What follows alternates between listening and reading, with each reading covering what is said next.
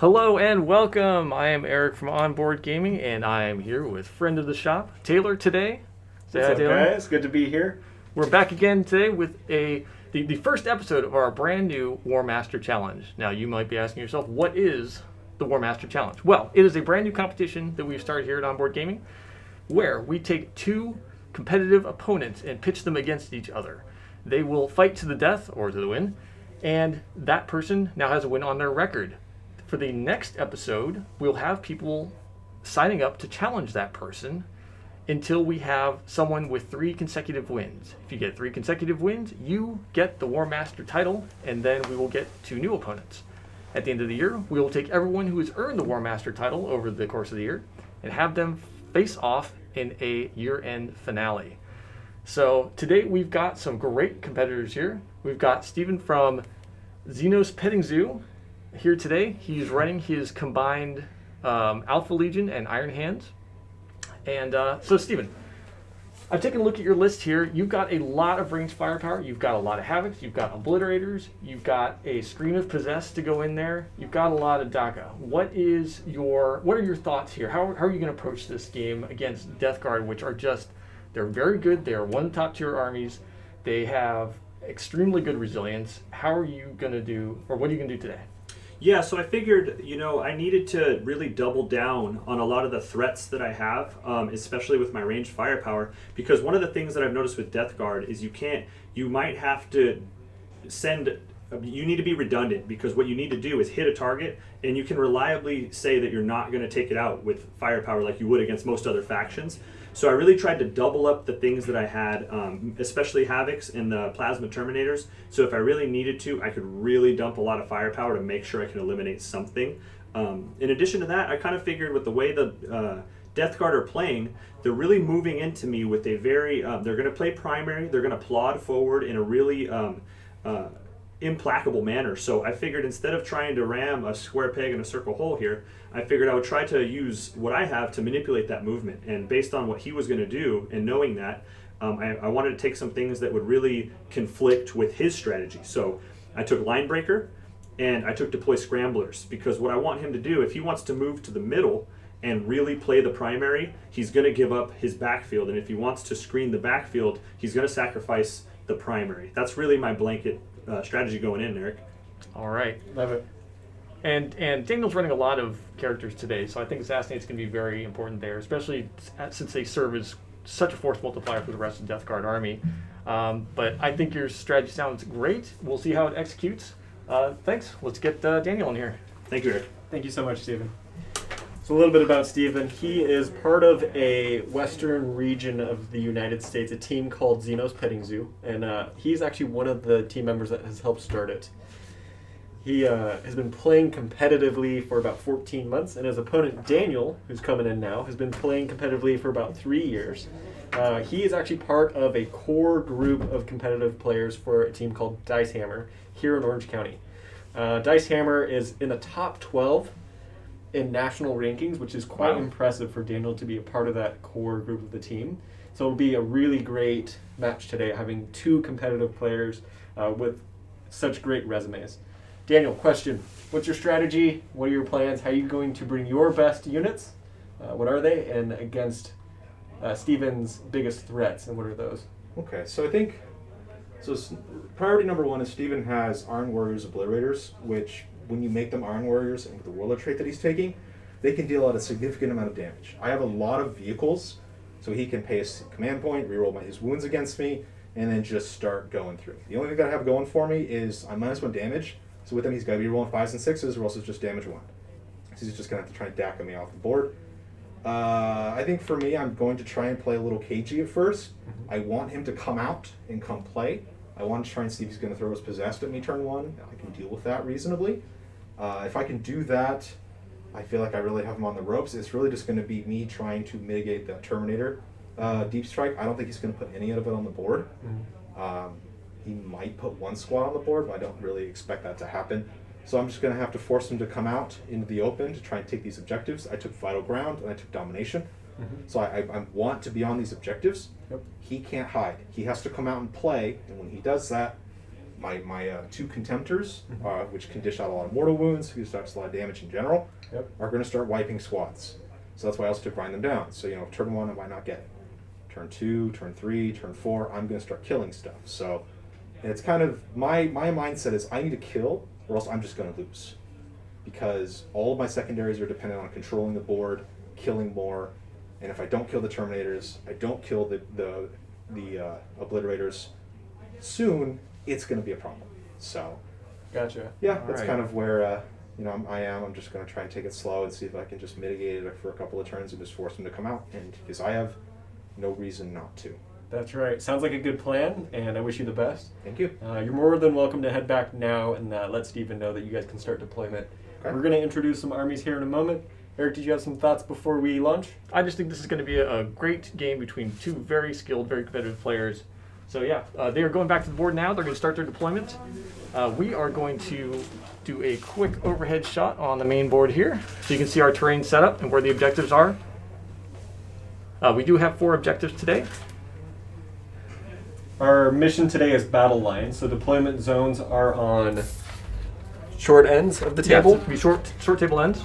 There's 1 objective marker in each deployment zone. So for the secondary that Steven took, for the mission secondary, it's called Vital Ground.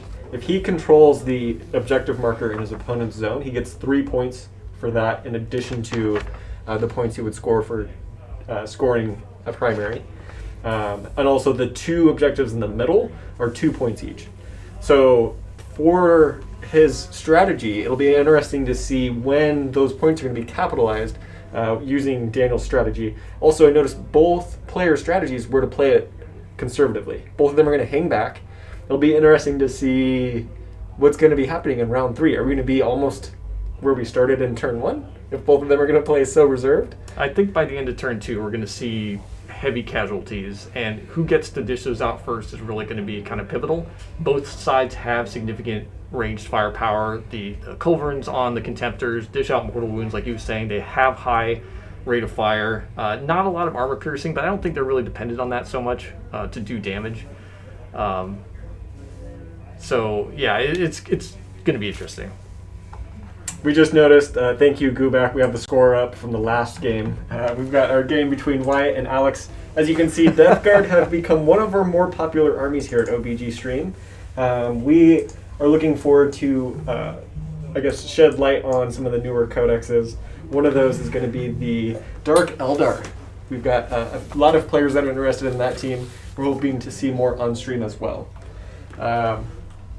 Really quick, as you can hear, Eric is updating the scores. I had an opportunity to connect with both players before the game and talk about their strategies. And essentially what they said is what they're going to do. I think that how they deploy, both these players being competitive, are going to watch how the other person deploys. If Daniel is going to screen off his backfield, then we'll probably see Steven bring his... Actually, no, he has to declare his reserves before deployment. Mm-hmm. So we'll see if Steven makes the call to put those in reserve. Then we'll see how... If Steven puts his unit in reserves, then we'll see Daniel screen off his backfield. But I think, and I'm almost 100% positive Daniel knows this, but if not, this is one of those key abilities that you need to know about your opponent. Steven has abilities where his unit can leave at the end of a movement phase, or the start of a movement phase, and then arrive from deep strike at the end of a movement phase. So at any time, at any point in the game, it just comes in the following movement phase.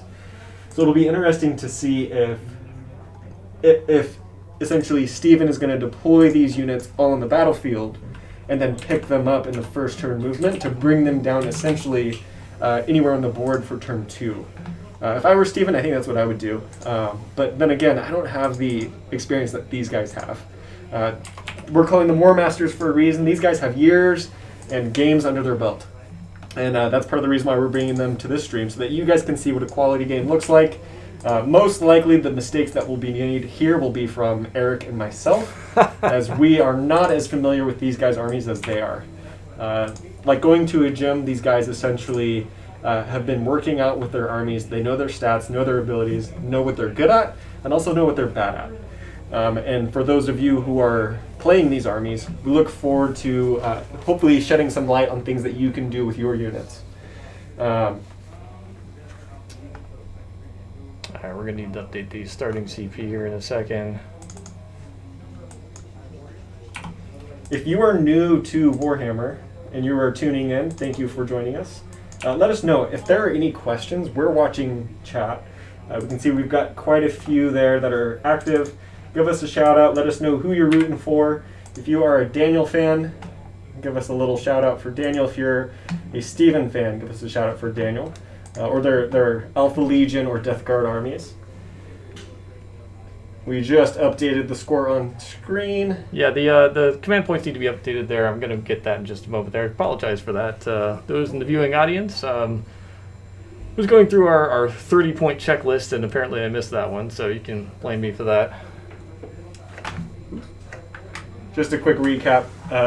Steven is from a local competitive league called Xenos Petting Zoo. And by local, I mean they have players in Southern California, Northern California, Southern Nevada, Northern Nevada, and in Tennessee. So they're a growing team. They're currently ranked, I think, in the 130s. But as ITC updates scores to their website, we'll see them climb up the ladder. Same thing with Dicehammer. Dicehammer is becoming a more well-known threat in Orange County. Daniel being part of this core threat. He has actually placed first at an RTT, which he's super proud of. RTTs are one of those things that take a lot of practice to actually place first, or just to essentially place in as well as get first. So placing first at an RTT is an accomplishment. And Daniel has been playing long enough to understand the grind, the first turn wiped off the boards that need to happen before accomplishing that first place. Yeah, statistically you do a little bit better if you go first. I know that Warhammer in general has been trying to alleviate the first turn advantage for a long time. I think they've done a better job of it in 9th. But there's still a small statistical swing. If you go first, you do have a higher chance of winning. I'm not exactly sure how they can really fix that. They did make the change where you score primary. If you go second, you score primaries. If you go second, you can score your primaries at the end of your turn at the last round. So I mean that helps a little bit. I'm wondering if they need to do some level of modifications on deep strike also, because really if you go first, your opponent has one chance to move or to defend against a deep strike, whereas I don't know, I don't have any really good ideas on how to mitigate the first turn advantage. It is relatively close, but it's true. I think the score at the end of turn 5 for the second player, I think that's definitely a way to help mitigate that. But it definitely, if you're going second and the other player gets to fire first, you're already on your heels. Especially in highly competitive games. And it's really good to depend on what kind of stuff you're going against. If they've got a heavy melee army, I don't think it's as big of an advantage unless they can get a turn 1 charge off, and then it's huge. If you deploy and there's no way to stop turn 1 charge, you're just going to eat it. That's obviously going to put you at a disadvantage unless you have kind of teched your army into being able to absorb that or screen it out with something. And depending on what faction you're playing, that's going to be difficult to do. That's right. Looks like players have rolled, and Daniel won the deployment, so he is defender. He deployed his Plague Burst Crawler. I keep wanting to say Mephitic Blight Hauler. Those ones are also cool vehicles, but you saw that go down in the lower left corner. While these guys are deploying, I'm going to do a little intro of their armies really quick. We'll start with Daniel. Daniel, he's using a Lord of Virulence as an HQ. This bad boy is quite nasty and counts against the Assassinate tally that Stephen brought. One of many HQs. Pay attention to this guy, as well as we've got a couple of elites that will be running here as well. We've got the Contemptor Dread. There's 2 of these. They've got... So they've got the missile launchers on these and the Volcaic Culverins. The Culverins I really think are just... They're so good. They've got long range. They're heavy 8 each. Each one has 2. I think it's hit rolls of 6. Or mortal wounds in addition to damage, which is nasty. He's got 36 shots with each of these, so even in Overwatch, they're going to hurt. Yeah, and the regular shots are only strength 6, AP nothing. So I mean, the It's shots true. themselves aren't that great, but they are 2 damage. So range killers. But Go wide if you can't go deep. right. I think they're pretty good overall, just no matter what you're shooting at. That's true. Just through straight volume of fire. With some Terminator champions here. These guys are essentially.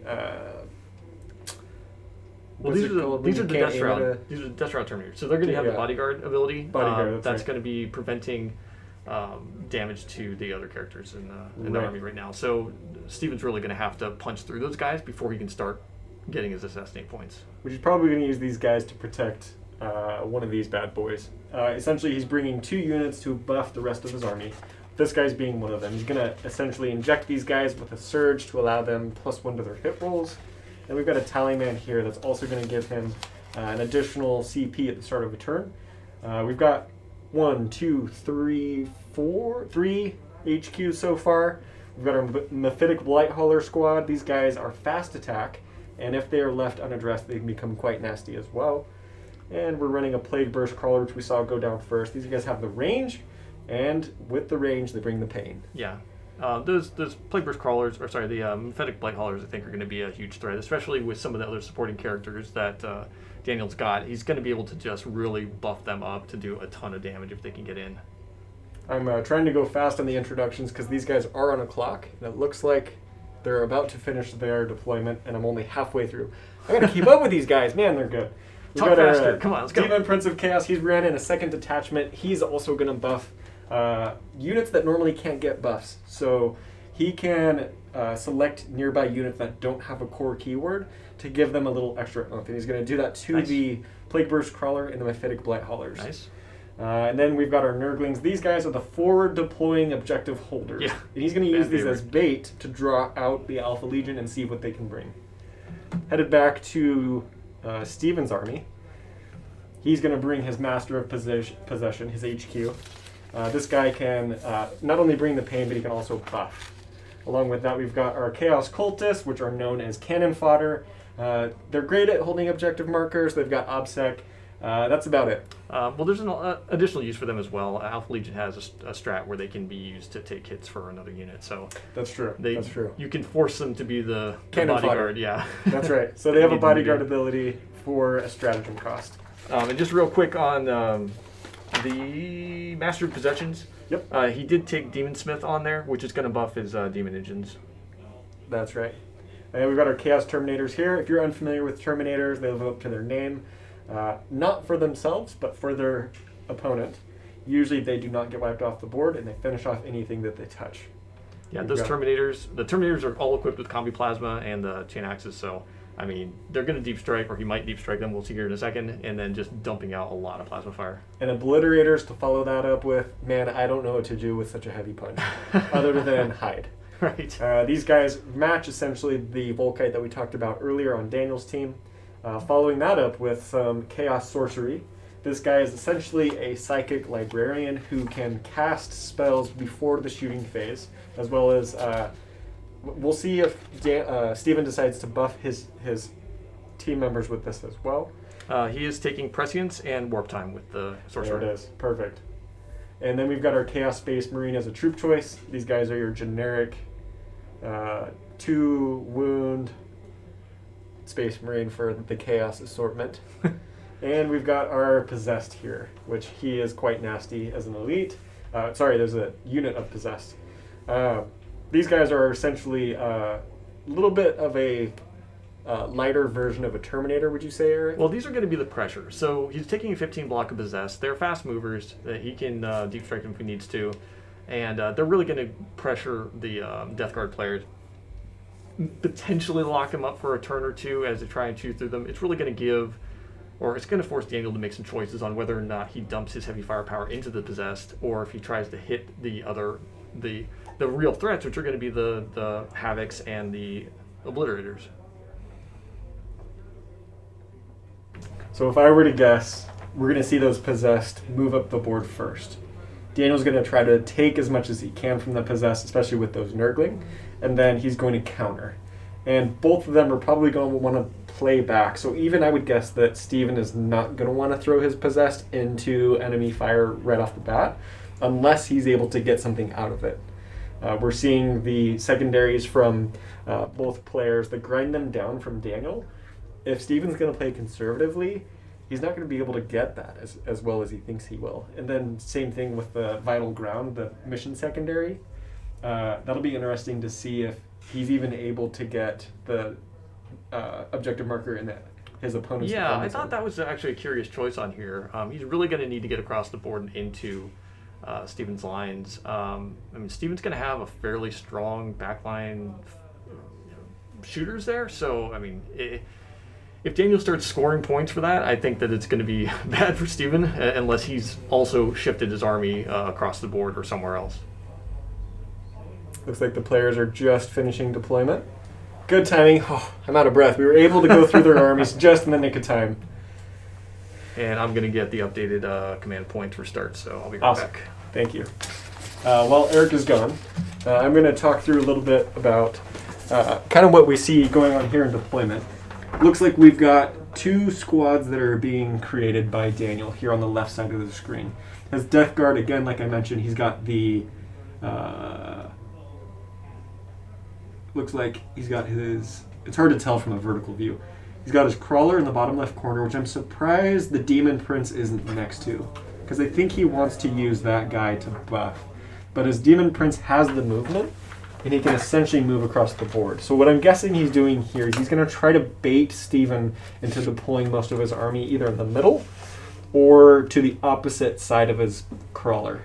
The crawler usually tends to draw a lot of attention.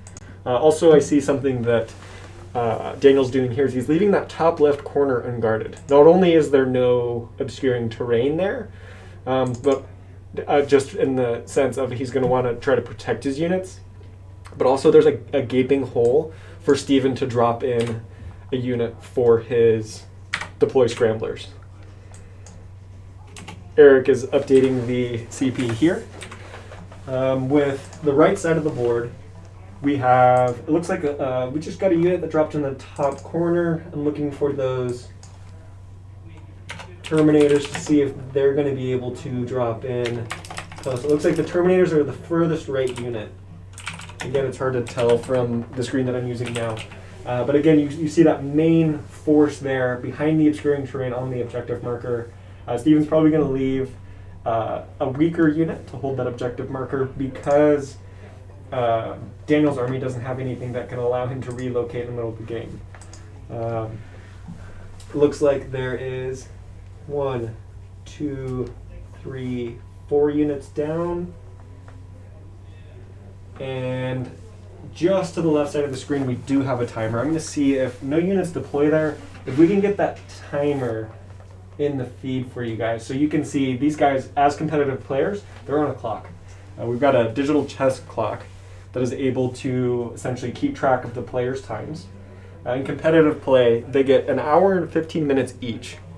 And whenever they are using up time to think about or move a model, it's on their time. And when they're done, they tap that clock and pass the time over to their opponent, who then starts their countdown when they have their time to think and move their models, etc. When a player's time runs out, they can no longer use any stratagems. They can no longer move models. The only thing that they can do is make save rolls, which I have actually played against an opponent that ran out of time, and it is not a good position to be in. My opponent basically just got melted off the board because they couldn't attack back, and I was able to essentially move around the board, taking advantage of their ability or their inability to do anything. All right, I'm back. We have updated the command points for both players. Daniel starting with 2 and Steven with 9. Daniel has heavily invested in relics for his side.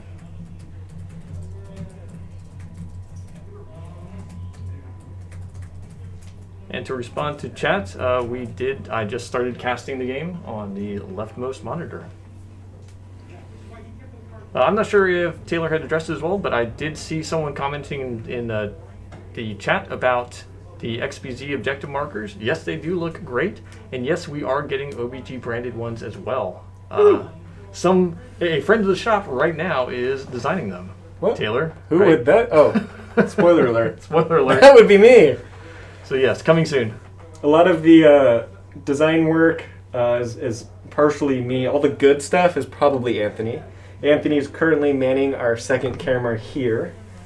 You can see his great shot of these beautiful... Man, why weren't these guys in One Tree Hill? They're so good looking. Can you imagine a whole episode with these guys as the main characters? I don't know what that is. Oh, Eric. We need to revisit your childhood. Or at least your adolescent stages. One Tree Hill? That's a deep cut right there. And in my defense, I also have not seen it. Okay. I think the reason why it came to mind is because I think I saw my wife watching it. But anyways, Anthony has been all of our cameras. He's been a lot of our video work, our animations, a lot of our stills as well. So it's been a nice collaborative piece with Eric being the mastermind. If you imagine Pinky and the brain, Eric's the brain, and Anthony and I are the pinkies. Were you saying that no matter what my plan is, it always fails? Because I'm not liking this comparison so much. Oh, see? You knew that reference, so you didn't have a completely That's right. childhood loss. All right, I'll give it to you. Yeah, a lot of people have been putting a lot of work into this, and we do have some rough moments from time to time, but I think that our overall quality is it's improving every time we do a stream here. Well, we even had Steven come in over the weekend and was helping out drill some holes in the wall so we can run some cables and get some better lighting. Our lighting's definitely better on this turn. We don't have a lot of the reflections and other stuff we were getting previously. That being said, if you guys have feedback for us, please put it in chat. Let us know what you think. If you've noticed improvements, we would also love to hear that as well. Anthony gets paid approximately 100% more than I do, which is $0 an hour. So we're all on the same pay scale here. This is we are fueled by your compliments. Right. We are fueled by your feedback. We have yet to monetize the stream and bribe Eric into giving us some percentage of that. So until we get there, put something in chat about just what you guys think about the stream, what you're looking for, what you like, what you don't like. That way we can improve what we're doing here and make sure that our camera's slightly off center. Oh no, we failed. Oh Might as well god. just shut it down. And the Turn it best off, part turn it is, off. Sideways is the one who said it. Oh, How ironic. yeah, it's appropriate. Maybe he's the one who's slightly off center. Maybe he's sideways. Just tilt your monitor or your laptop or your phone, whatever you're looking at, That's it. That's it. and that will fix it 100%. No, I'm looking at that green piece of tape, and it kind of cuts not so perfectly next to the scores. That's actually not the board. That's my graphic. The graphic is tilted. Is that it? So, no, I don't know what it is. it's probably the camera. There's some fisheye There's distortion. a little bit, a little distortion on the camera. Yeah, we can't fix that. But I do kind of see it as a little bit of a trapezoidal warp. Smaller at the bottom, wider at I the top. don't like these laws of physics, and I don't know if I really want to follow them. You know, screw physics. All right, these gentlemen have started. It looks like we've got a measurement here for a movement. And that is a deployment of Nurglings. Who bold, no cover. He forward deployed those Nurglings onto an objective marker. Same thing on that objective 2 marker on the bottom half. Ooh, beautiful. We got the game up on a larger screen, and it's closer to the mic, so I don't have to yell as much. You can still yell, it's okay. Oh, perfect. I'll do that.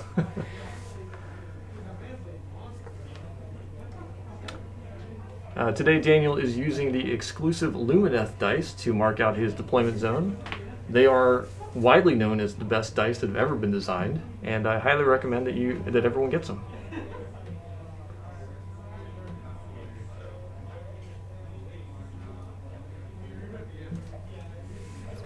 Looks like we've got Daniel measuring range and movement for those guys. That must be the possessed. Is that what that middle squad is right there behind the barricade or the container? Looks like Terminators. And time is switched and it's handed back. It looks like. Yeah, deployment zone dice being picked up. Those cylindrical dice are killer. Did you notice what he used for his deployment zone mark-off? Yeah, I just called it out, the Lumineth dice. Oh, the Lumineth dice. The That's best what those dice were. ever. Yeah, see? I love using those because every time I roll them, people just are like, what are you doing? All right, there it goes, folks. First turn is going to Steven. He's doing his pregame move first here with the Possessed. Oh, is that what's going on? Yeah, so the Possessor in the top right there. That's the blob. All right, Daniel's going first.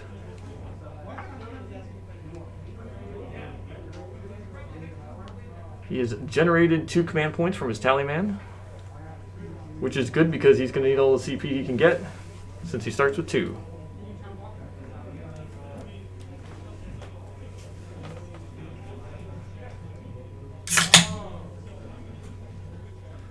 This interruption brought to you by Dr. Pepper. The dice he put there is he's marking that Contemptor Dreadnought for +1 to hit. The Blight Haulers are getting a 4+ invulnerable save from the Plague Surgeon.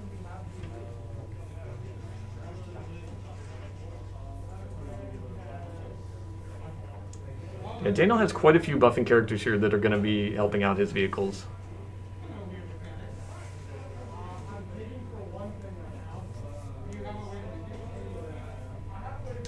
Plague Burst Crawler, it's moving out, get some line of sight.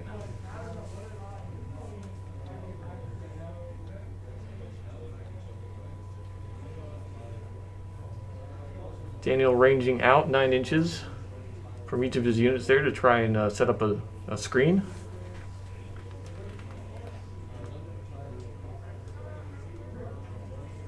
Demon Prince moving down and left. Mephitic Blight Haulers, or MBHs as I will call them, moving up a little bit. Everything is behind that line of sight blocking terrain, so it looks like he's playing a little bit defensively right now, not trying to line up many shots, but rather prevent a counterattack from Steven next round. There's a short advance here. Kind of disappointing. Not quite breaking the wall there, but able to shoot through it. Those are the Poxwalkers, so it looks like he's just setting up a little bit of the screen. Oh, sorry. Steven can shoot them. Oh, yes, correct.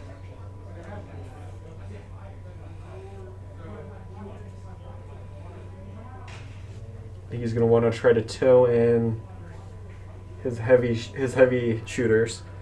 The players are not playing with being in the terrain as the footprint of the terrain, but rather they're counting where the walls meet the ground as where they're drawing the line for obscuring terrain.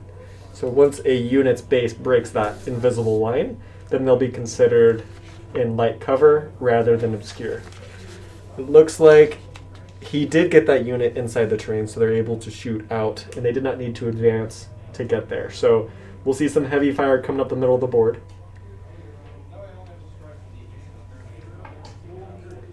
Ooh, there's an advance right there. Death Shroud guard or Death Shroud bodyguard. Yeah, Oops. That was a good move from them. It's interesting. He's going pretty offensive with the Death Shroud there, not using them as like a defensive bodyguard for the characters. Seems counterintuitive to what he was talking about when he told us the strategy at start. This is surprisingly more aggressive than I expected. Well, I think what he's going to try and do is the possessed blob up there in the top right, he's going to need to stop that somehow. And by putting those Death Shroud there, that is the roadblock. So the possessed can try and charge into them. I don't know that they're going to win that fight. And at a minimum, they're going to get targeted. So I get that move. And with them out of line of sight behind the obscuring building there, they can't take ranged firepower, so that's pretty good. And it puts them in a good position to just move on to Objective 4 if needed. Plague Burst Crawler getting nice and snug there. He wants his hull to poke out a little bit from the edge without putting them out in too much of a vulnerable place. Domination is going to be scored at the end of his turn, so he gets it immediately. That will be scored at the end of the turn. Movement phase is completed.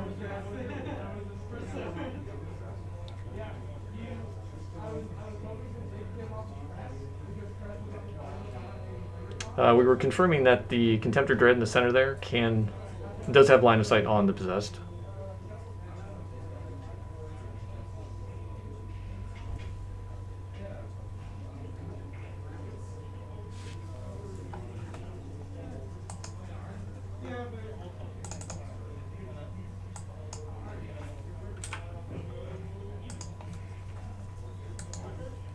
Daniel's CP has been updated to show the 2 that he accrued from the tally man. Mm-hmm. Shots fired. Daniel's planning out his shots. He's going to try to figure out what he's going to chisel away at. Starting with the Dreadnought.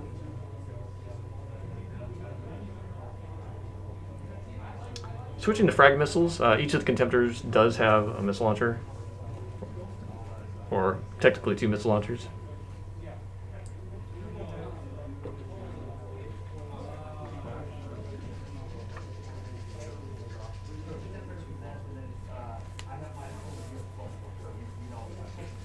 So the Contemptor's at +1 to hit, but the Possessed are -1 to hit, which is nulling out.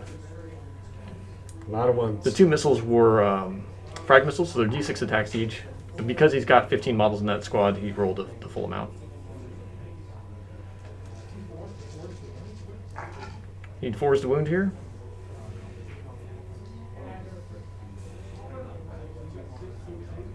Looks like 6 2-up saves for Steven.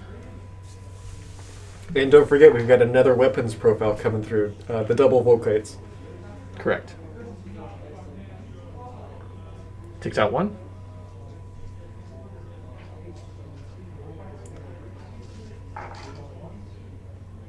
Volkites hitting on 3s, rerolling 1s. Bunch of sad 2s in that roll, unfortunately.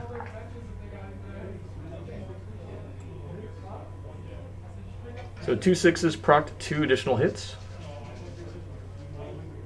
And wound rolls of 6 do the mortal wounds, not the hit rolls.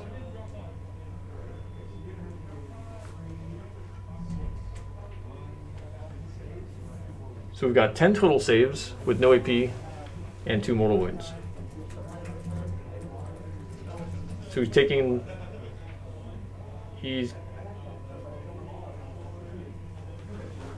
oh yeah, these are 2 damage each, so he's going to do the 5 and cover first. Oh, he rolled 6. So it only kills 1.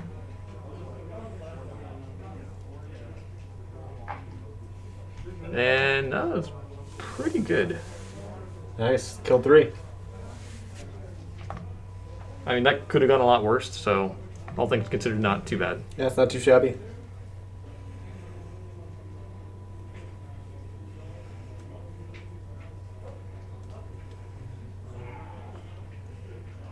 Daniel thinking through his turn. You can see his... You cannot see his timer. I'm going to see if I can get that back on there. We were going to use the timer to let you guys know who had priority in the turn. Currently, we are still in Daniel's turn, top of turn 1.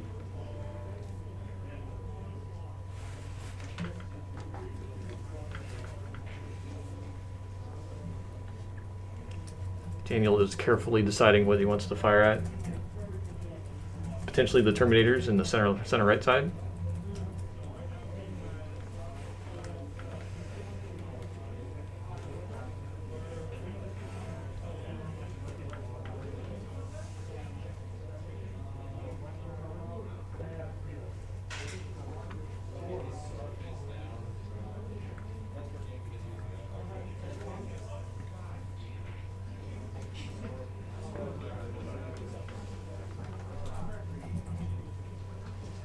There's the clock for you. You can see Daniel has Hitting on 4s, rerolling 1s. 1 hour, 1 minute left. 2s, rerolling 1s for this. Feels good. Oh, into another one that always hurts. And 2s are just terrible. No, 2s land. Yeah. This is from the PVC, I'm pretty sure. Oh, gotcha. Oof. Saved. Oh. They're They're- rerolling the ones that land outside the box. Right.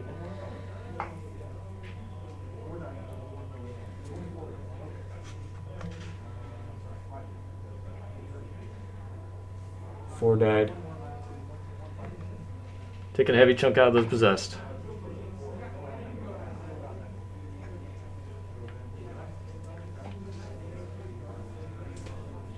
Yeah, 4 down. I think that Steven's recognizing the threat Daniel's recognizing the threat here from Steve and making sure that the possessed stay back and stay Right. small in number. Because what Steven could have done is charge those Nurglings, consolidate onto the objective, and then force those Death Shroud to come out from behind the building to engage them, which then puts them in range of all the guns. So,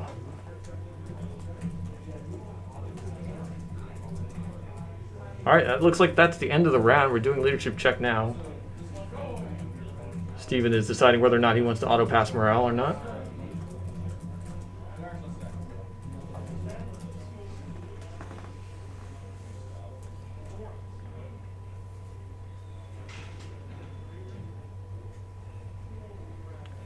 Steven's still deciding if he wants to auto pass. And he spends 2 to auto pass.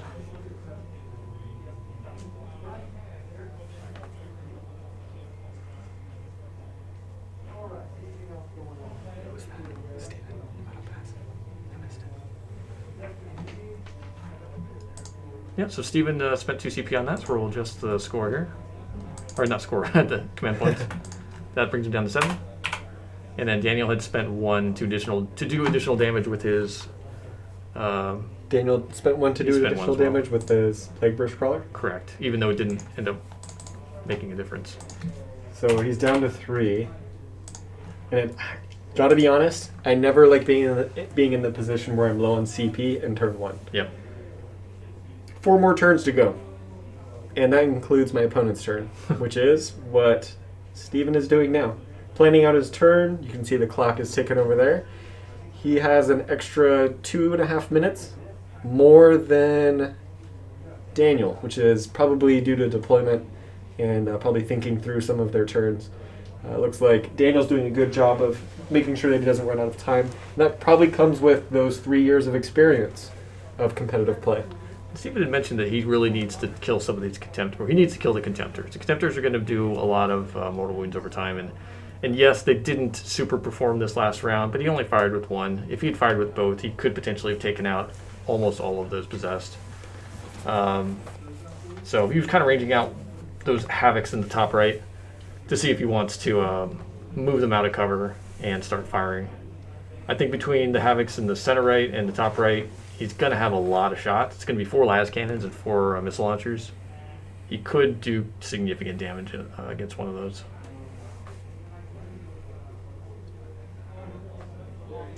Cultists moving up. The Possessed also moved up. They're in a good range to charge those Nurglings.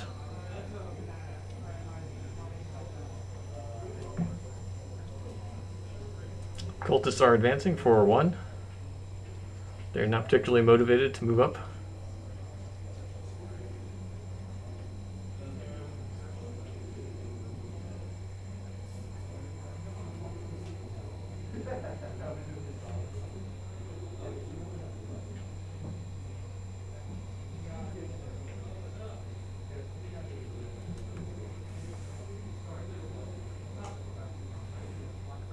Nope. Daniel is forgetting a splash damage. Oh, he forgot to tap his clock.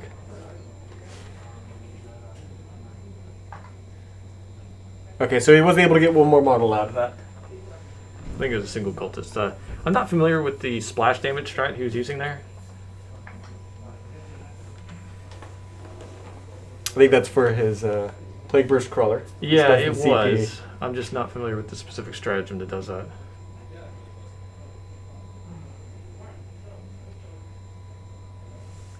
Let me look that up so I know the exact wording.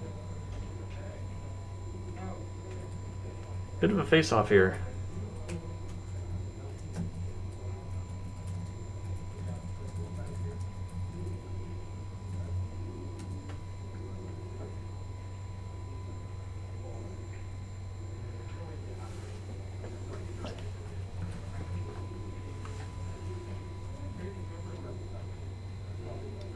Steven's considering moving his las cannons up just to touch the cover so he can start shooting through it. Or at least removing its obscured for those specific models.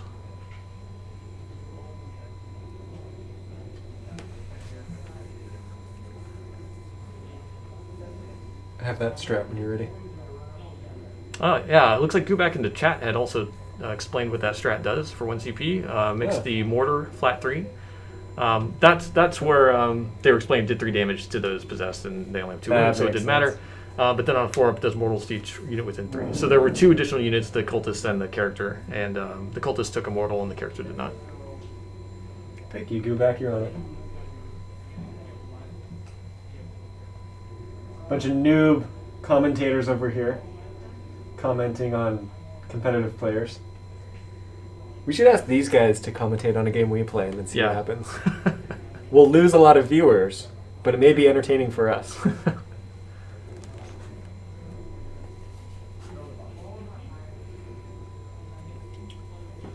So I told you, Taylor, all we need to do is have encyclopedic knowledge of every faction in 40k. I mean, how hard is that? I thought you had that. If it's from 40k from 4th edition, then yes. But turns out we're not using the same rules. That's disappointing. I know. I think it would help if we just played every faction. So if you want to buy about 15 more armies. Will I get a discount? You do. Hey, there we go, folks. All of that volunteering for the stream pays off. Just a reminder for everybody on the stream, we do have 10% off all GW merchandise, including paints and brushes and books, going on until end of day tomorrow, which is Wednesday. That is effective for if you are in-store, if you are online with the coupon code GWSTIM, or if you need to order things that we don't currently have, you can still get sale price. I thought the code was hashtag BidenBucks. No? I'm sitting in an office that has a window, staring at the wall of Warhammer boxes, and I think I'm just going to get one of each. One of each? That's it? Yeah. That's pretty good. You've got 4 racks. Oh, and then you've got the hobby stuff as well. Yeah, so just one of every 2 paint. racks of paints, one of, it looks like Army Painter, and then a few other little shelves. Got some Vallejo stuff in there too. Oh, and then there's the rotating rack and the terrain. Oh, I really need terrain. My table at home is a little light on the terrain. Yeah, I'll just, can I just get a shop? Do you have shopping carts? Just, back your truck up against the back door. We'll just start dumping everything in there. Perfect, thank you. Gonna need your credit card first, though. If anybody wants anything before I take it all at the end of the night, be sure to come in before stream ends. I'll put it on Griffin's tab. Okay, important game information. Sorry. You're spending CP to pull that unit off of the board and redeploy it. Stephen eating up a little bit of time there. Not sure if Daniel's hitting the clock when he's taking his time. You can see cards kind of entering the top right corner there on the stream. We have moved into Psychic Phase. He's using Cursed Earth.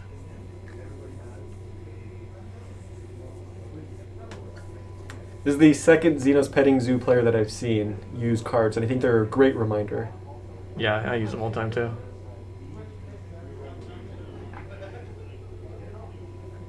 Using those cards helps with things like the stratagem that Daniel missed. He forgot to do his splash damage. If there was a card there, it might help prevent forgetting things like that. Casting Prescience. That fails, unfortunately. And Warp Time goes off. Terminators or Warp Timing. Heading towards those Nurglings. That should actually put them in a pretty comfortable charge range. I see we've got a couple new players to Warhammer in chat. This is a new player-friendly environment. If you have any questions, knowing there's a lot of competitive players in chat, they'll probably beat me to an answer. But if you have any questions, feel free to ask them here. Let me know how long you've been playing, what army you play. That way I can better provide commentary that might help you watch as a viewer. Steven thinking about his plans here.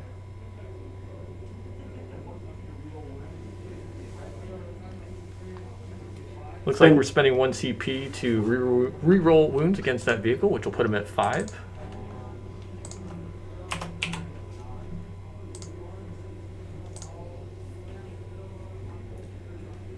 And he's considering a stratagem that will allow him to re-roll damage. How many shots is he making here? Ooh, depending on what's firing here, I'm not sure. He's got the 4 las cannons there. Oh yeah, he's going for las cannons first. He's playing cagey. Firing last cannon is Contemptor. Gonna need 4s. 2 hits. Yeah, that re-rolling those hits would have helped. Yeah. Ugh. Missed.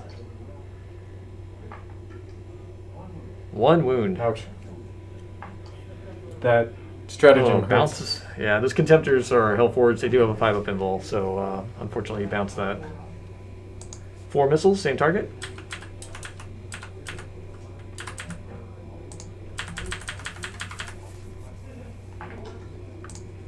Hitting on 4s.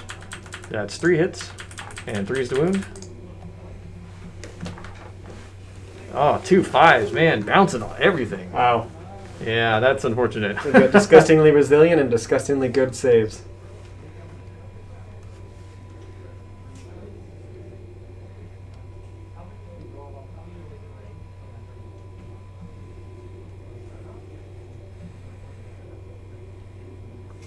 Renting out those Terminators, they do have Combi Plasma, so he's seeing if he can just fire a few in there. That's 1 hit. No overcharge. No wound. Since he did not overcharge, it is strength 7, and the Contemptors are tough 7. So Steven is considering double firing one of his squads. All of his squads are Marcus Lanesh, just FYI, so you can use a stratagem to fire them twice. After a bit of a disappointing round 1 of firing here, I wouldn't be surprised if he wants to try and dump some more last cannon shots, but hitting on 4s is kind of rough. He has elected not to do that. Possessed into the Nurglings. Ooh, He's on got a 5. 16 wounds to deal here. The Nurglings altogether have 4 wounds each and 4 models in the unit. So he's got to be really efficient here with trying to get them off the board.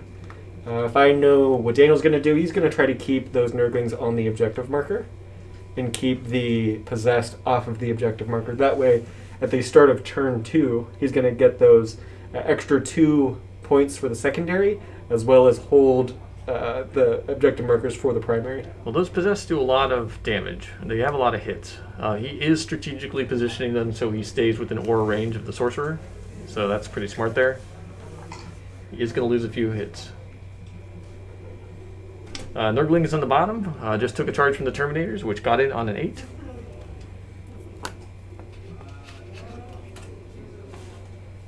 You can see that central model there up by the upper objective, objective 4. That central model is the one that is actually able to give them a what we call a feel no pain. On a 6, those Nurglings do not lose any damage.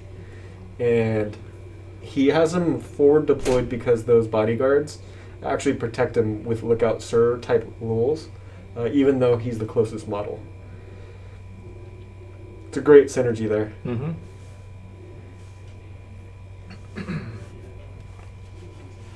Basically, an equivalent to an apothecary has the better range for the feel no pain, but doesn't res any models, doesn't resurrect any models. Interesting.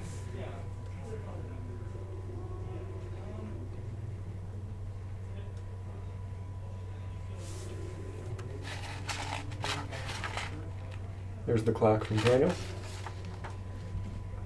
So many things going on that you're trying to remember. You're trying to remember stratagems, stat lines for every model, for every unit, the abilities that they have, plus a clock that you need to tap every time you go to think or move. Kind of a lot going on there. You kind of develop a rhythm as you get into the game. So I kind of keep that in mind now. There's a little bit of, I guess, a rhythm they're trying to get into now. Daniel's talking out loud, essentially, how he's going to respond to the moves that Steven made. Yeah, he's really trying to decide if he's going to use stratagems here to try and bolster one or both of these Nurgling squads. He's trying to math out the probability of either the Possessed or the Terminators wiping them. So it looks like he's Warp Surging. He's Warp Surging the Nurglings in the top there, so they have a 4-up invul.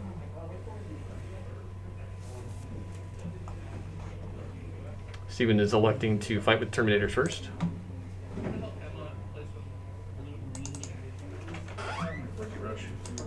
Clock adjustment there.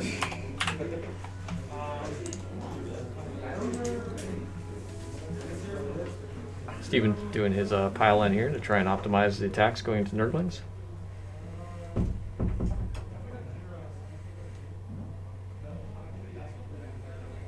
I'm curious if he's going to try and keep at least one beyond the obscuring terrain there. As sort of a fail-safe if he gets shot up next round. And he is not. I've had more than one very frustrating engagements where an enemy will end with one model beyond the obscuring terrain thing, and I just can't kill it after that.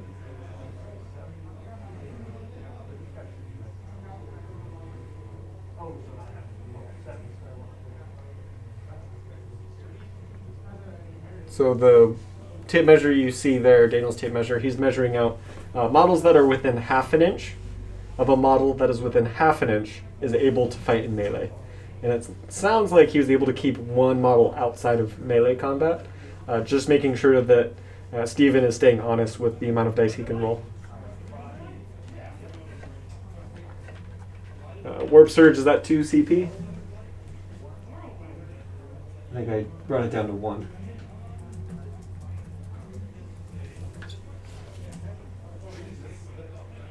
That is 2 CP, my mistake. Steven hitting on 3s. And no source of rerolls. And then wounding on 2s. Daniel looking a little slim on CP. That looks like everything. Ouch. Oh no, you missed one. So we got 10 total. It's not going to be able to wipe the squad. Oh, that was a real good save. Save 5. Ooh, Oh only 2. my gosh. That's a 5-up, feel no pain. Only takes 2 damage out of that whole thing. That, yeesh. Not to mention it's disgustingly resilient. Yep. So it's 1 less damage than what would normally be accomplished with the Possessed. Well, they only have... Oh, Possessed? Oh. Don't they have 1 damage attacks, though? Yeah, I know the Terminators had 1 damage attack, so that doesn't really super matter there.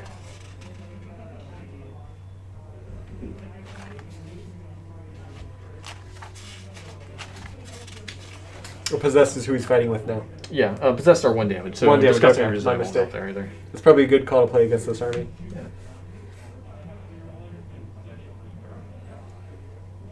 Oof. Lots and lots of 1s and 2s. That was Man. unfortunate. Pulled out 5 to re-roll. No more 2s though. That's good. And 2s to wound. That's a good roll. Re-rolling. Into, I missed that. 12. 12 saves. Save. He does a 4-up invul, so he should get 6 here.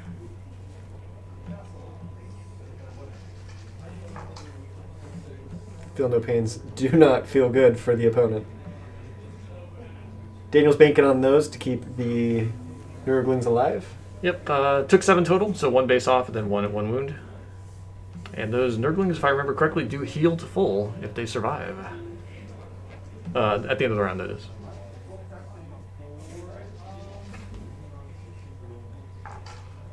Oops.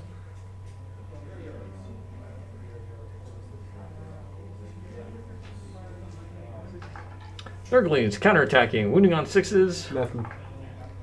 Nothing. Not surprising. Nurglings are not designed to perform.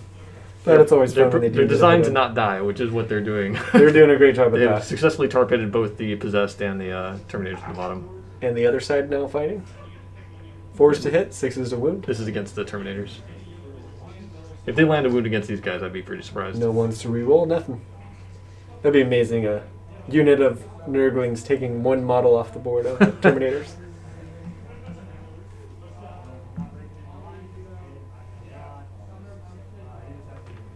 No line breaker. Steven did use Scramblers on one of his models in the backfield, so he's got 1 of those. Daniel does not get any additional CP from his Taliban.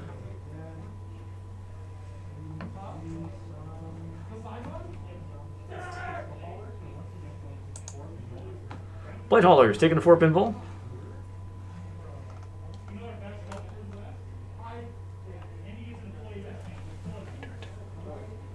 Yep. Alright, we are now top of turn 2. Daniel's leading the charge to the next round.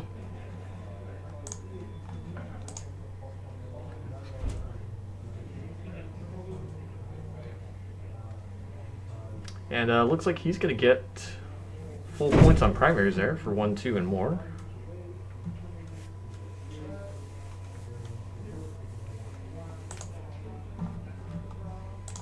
So he scored 3 for grind them down last turn? No. He controls 2 objectives in the center twice. So that's 4 for that secondary, plus the 15. So that's 19 total. And then what did he get for secondaries at the end of turn 1? Let me recall sure. what.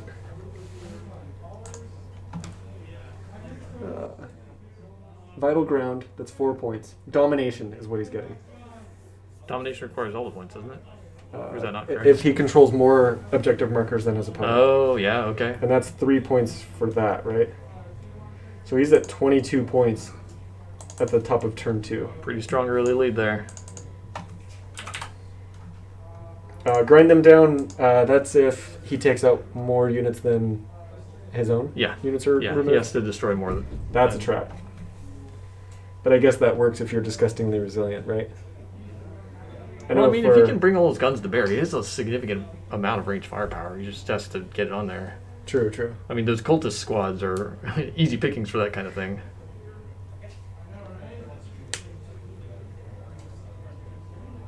Top of turn 2, if you are a Daniel fan or a Death Guard fan, give us a shout out in chat. If you're a Steven fan or an Alpha Legion fan, let us know. If you are unfamiliar with what either of these are, also give us a shout out. Let us know, I don't know what's going on.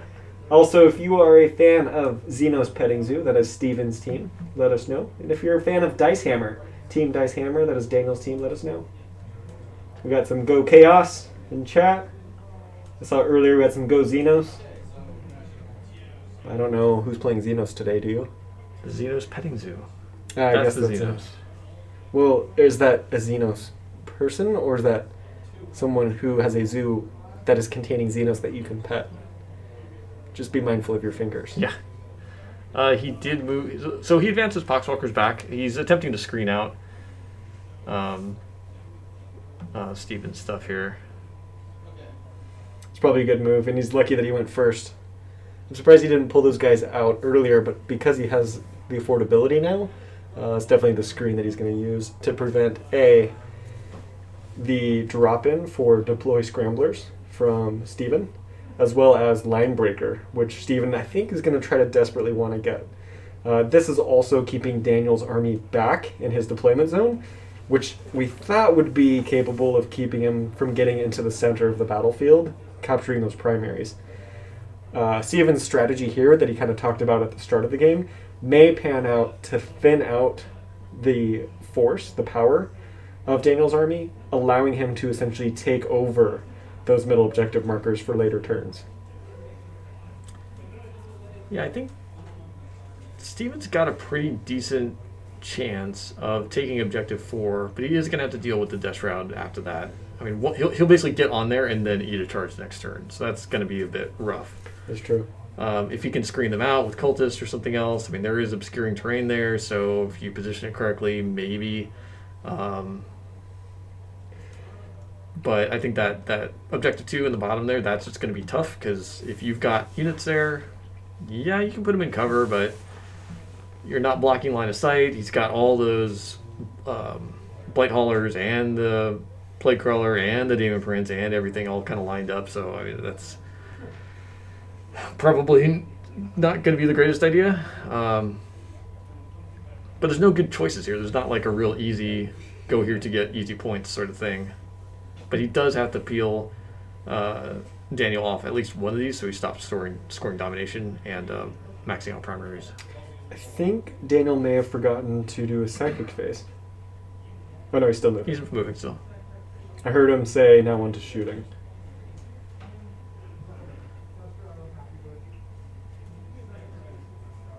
Sorry, we've got audio into the table, so we're listening. You might hear pauses in our talking. It's because we we're trying to hear. Yeah, he just went from movement phase to shooting phase. He completely skipped his Psyker's abilities there. I'm going to message Anthony on the cameras.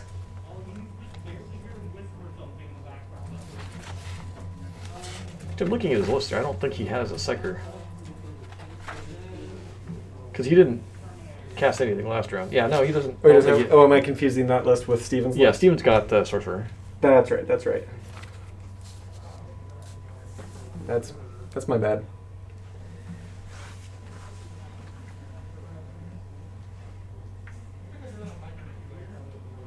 Blight Hauler looking to target the mortar. Something. Oh, a little bump there. See if it's worth it to do splash damage. Looks like we're targeting those Havocs there with the las cannons. These 6 shots for 3. Hitting on 4s. Is this las cannons or mortar? This is the mortar. Plague weapons, reroll those ones, and lands 2 there. I missed the tally man. Was he able to get CP at the No, he did not. Okay. Alright, so he loses that 1 ablative wound. Not too bad. Entropy cannons firing. Looks like we're looking for 2 in-rolls. 1. There it is. Ouch. That was against the Terminators there, it looks like. Trying to strategically figure out what he's going to pull.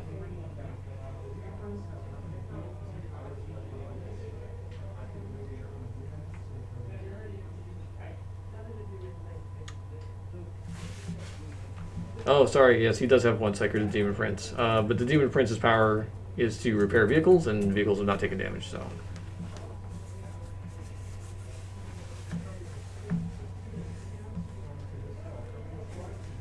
Yeah, I didn't check range on that, but those crawlers, sorry, the Blight Haulers, if they're going to dump Meltas into those Terminators, that's going to hurt. Yeah, like I said, if left unchecked, they can deal some pain. Mm-hmm.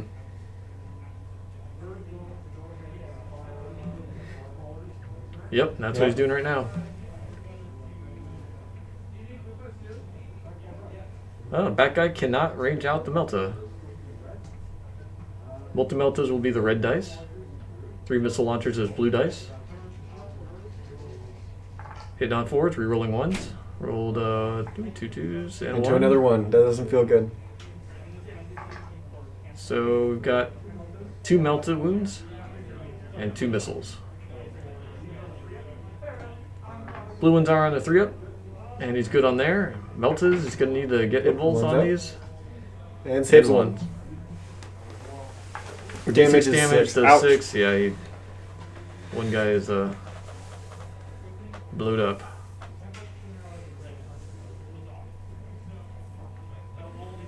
Passing clock.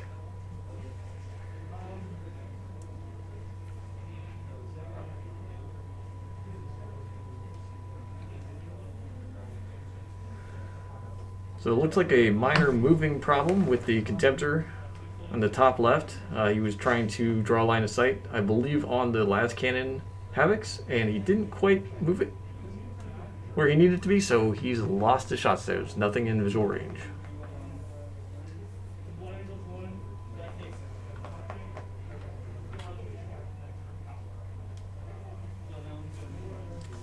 Daniel really weighing his options here. He really wants to get rid of those Terminators.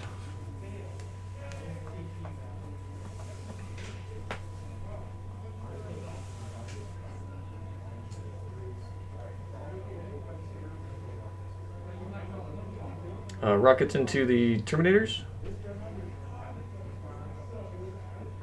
He's going to be firing them in the crack missile configuration.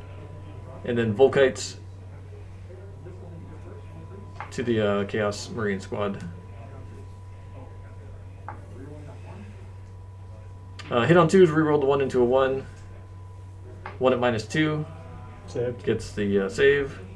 So no damage on Terminators, and here's into the CSMs. 16 shots, hitting on 3s, re-rolling 1s, pulling a lot of 2s. 2s do not feel good. There's one more 2. There he goes. Another It's two more twos. Ouch. Those Volkite are expected to perform, and it doesn't feel good when All they right, don't. 6s do mortals. So So the mortal wounds come through in the Volkite. oh, those are cultists. My apologies. I thought they were CSMs.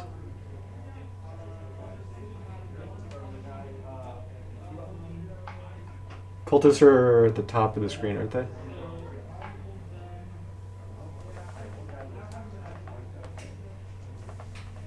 No, I was right the first time around. They are Chaos Space Marines. One left. Ouch. That hurts. And that's going to be a grind them down point if you can finish off that last model. If he can.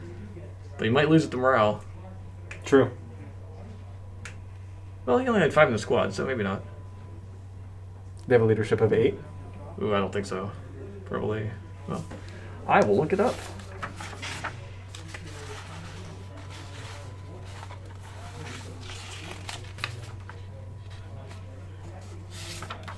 Yeah, Daniel's planning on the failed morale. They are leadership 8, yeah. Same Space Marines. He Oh, doesn't roll fail. Wow.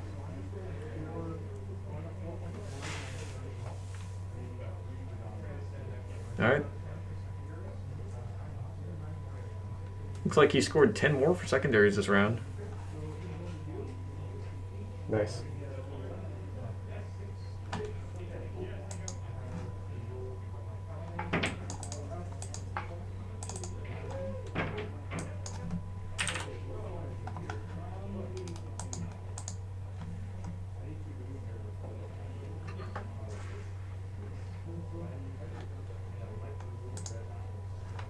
So all things considered, that was a pretty good round for, well, not a great damage round for Daniel, but Steven's going to have to make up some ground here.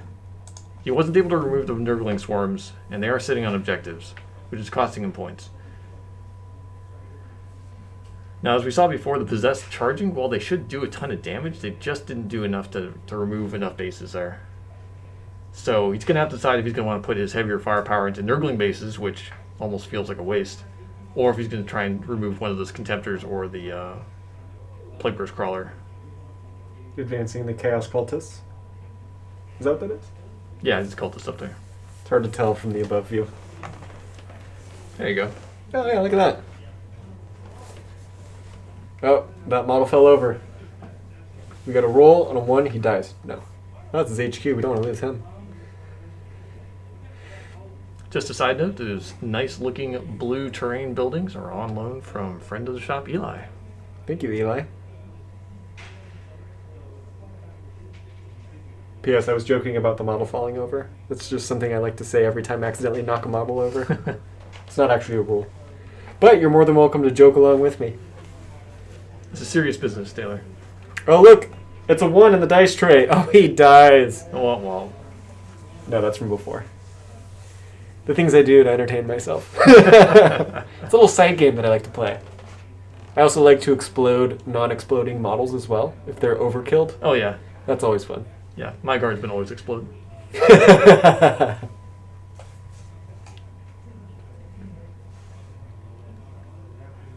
Last Wayfarer pilot put it well, don't split. That's one thing we've learned on stream is you never split your fire. Yeah, don't. You always overkill, don't undershoot, or don't bank on the math. Because what happens most of the time is you come up short and you leave one model hanging out. Yeah, on both squads. Especially when it passes morale on a 1. That was a 1 in 6 chance that Daniel was banking on there, and Steven got it. Yeah, Goobek is right, especially if you take grind them down. There's a grind them down trap and there's an assassinate trap.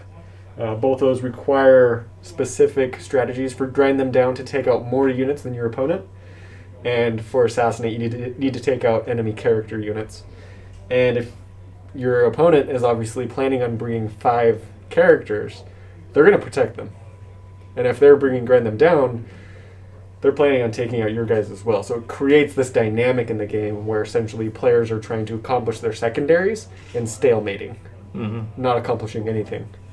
So that sorcerer there did advance. Got a pretty good advance, and it does have a jetpack.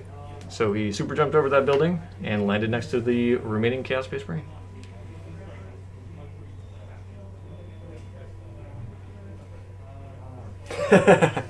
Steven is talking through his secondaries and misspoke one of his secondaries. And his opponent, Daniel, lovingly reminded him, hey, you brought Linebreaker. Instead And of engage on all fronts. Steven jokingly replied, yeah, that's what I said. Yeah.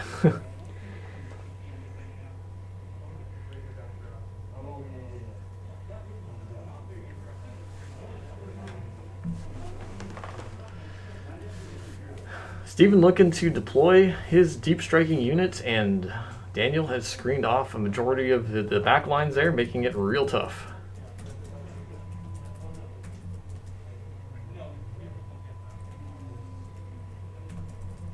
He needs to get a unit back there to get deploy scramblers at a minimum.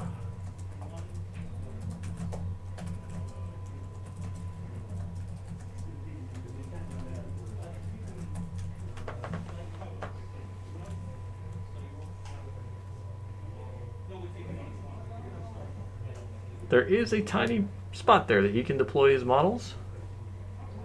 So he's got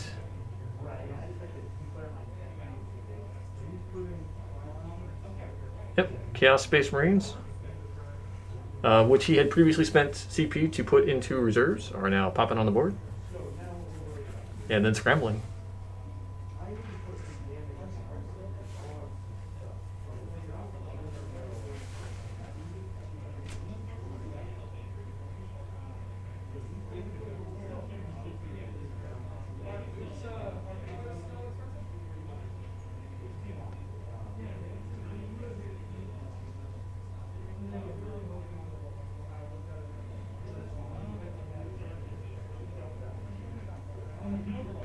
Steven currently talking through his options.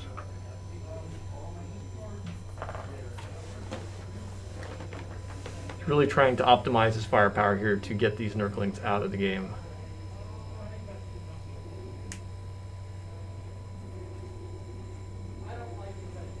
So while he's doing that, Taylor, what was your first 40k army?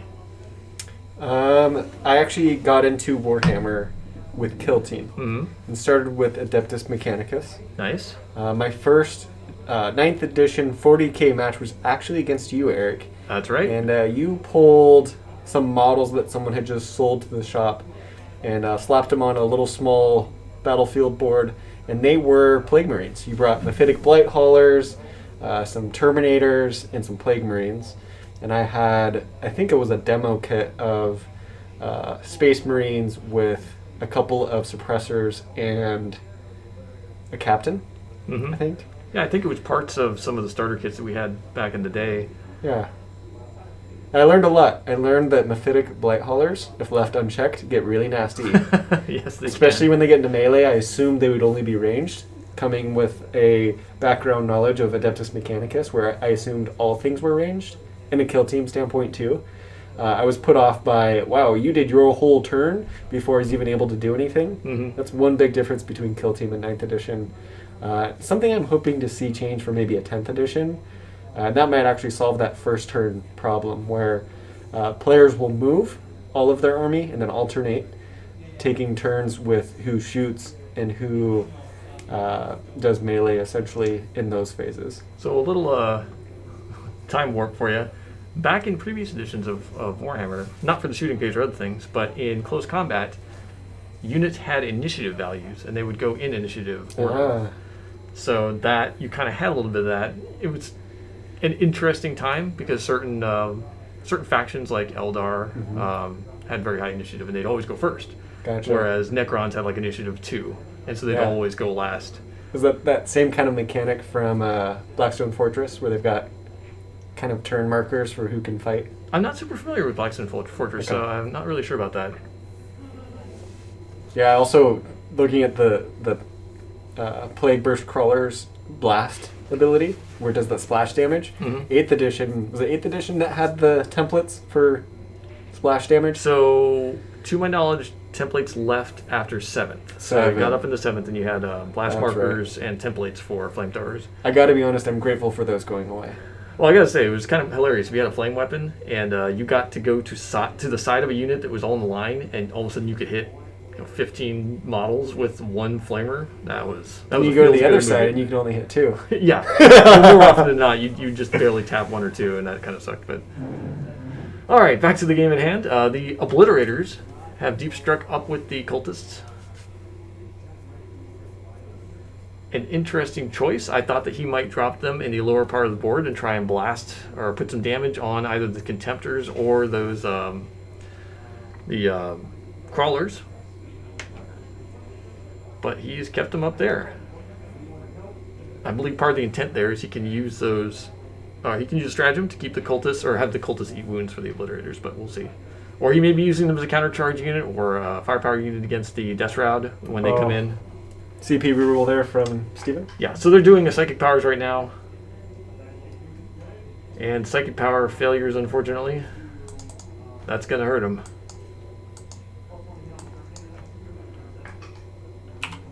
Doing Prescience for +1 to hit on the Terminators. That's from the Sorcerer in the bottom there.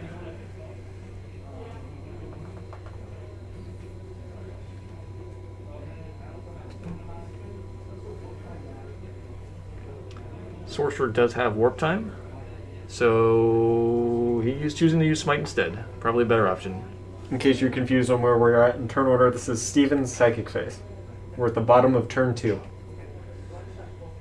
A little discussion there, in that the Sorcerer cannot actually see the Nurglings and cannot use that, since they are behind a obscuring terrain. Do you need line of sight for that ability? You do. Oh, interesting. Update to 9th edition for those of you who are coming back to Warhammer after a break. Line of sight has changed with obscuring terrain. The obscuring terrain is the taller buildings you see there, kind of the larger ones. Obviously, you see the little craters and some of the barricades and the forest. Those do not count. But those buildings are all obscuring, and if I cannot draw a line 1 millimeter thick from one base to the targeted model's base, I actually cannot target it. Unless that model is inside the terrain, then I can. That changes the game a little bit, so you can't just park a big tank at one end of the battlefield and shoot through lower windows, first level windows. Basically gets rid of essentially dropping back row of your deployment zone shooters that will just fire everything off the board. I think that was a good turn update for 9th edition. Obliterators are lining up their shots there. Not amazing profiles. He did not roll amazing profiles. He is getting bonuses off of hit rolls of 6, though, for additional hits. So the 1s and 2s miss. He's got 3 exploding shots to add 3 more hits, and 2s to wound.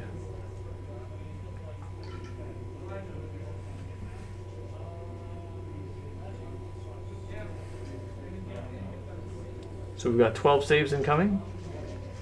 I believe this is against the Nurglings. Yes. Oh, so many invul saves. And then fill in the pains. Taking 3 wins.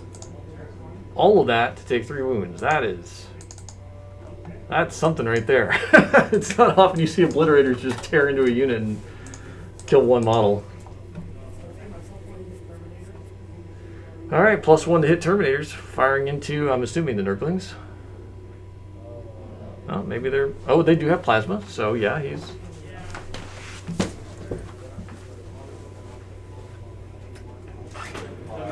he's trying to decide whether or not he's going to be firing into the Blight Haulers or into the Nurglings. He's firing both profiles from the Combi Bolters into the Nurglings, unovercharged.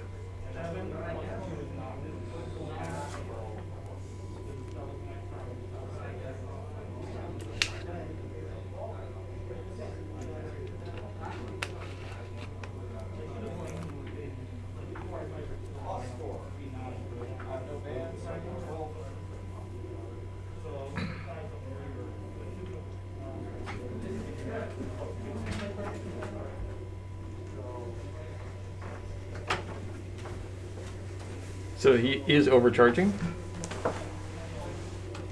Overcharging rapid fire.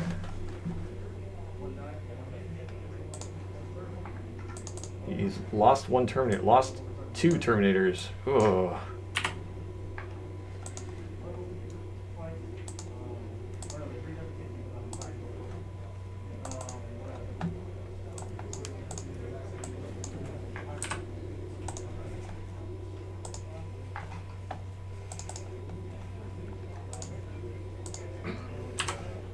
He's got 9 plasma hits so far. Now he's rolling the bolter section.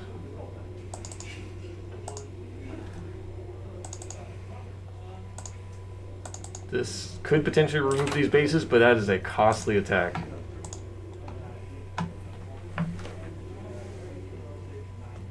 Miscounted the score a little bit there, as well as the CP count. Just checked in with the players. The score in CP is up to date. There was 2 CP generated by Tallyman this turn.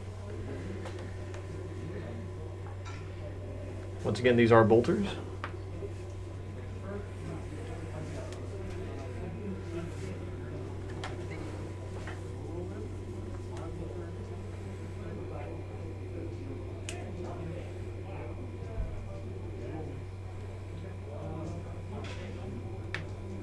Alright, so he's rolling wounds for plasma. It's going to be wounding on 2s.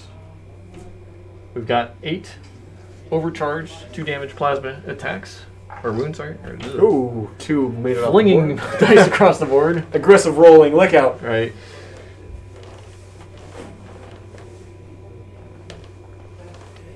Six wounds inflicted so far. Pulling off 2 bases, since one was damaged already. Yep. There's the Terminators there, firing at the Nurglings.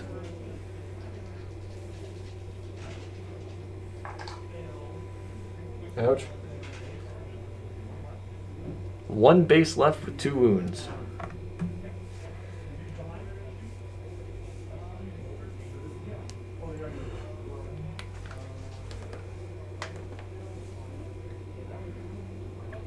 Steven was about to fire with those Chaos Space Marines that are on the bottom left, but Daniel kindly reminded him that they are performing an action right now for Scramblers and cannot fire. Well, they can, but they would break their action, and that would be bad.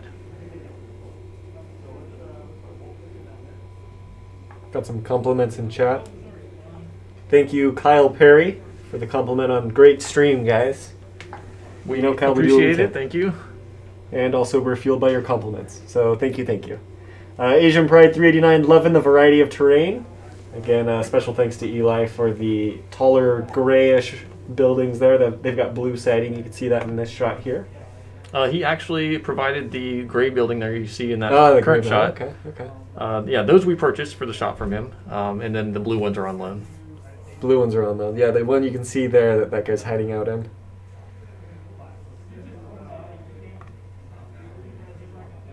Steven's planning out his turn. He's going to spend a CP to reroll damage, if I were to guess.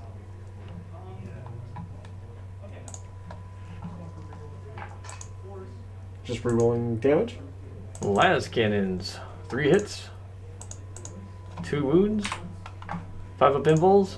Ooh, failed both on that contemptor. He's going to CP reroll 1 of those and fails again. So we're doing D6 each, and he can reroll these. So 5, I think he's going to want to keep that one. He is rerolling. Drops the unit down to 1.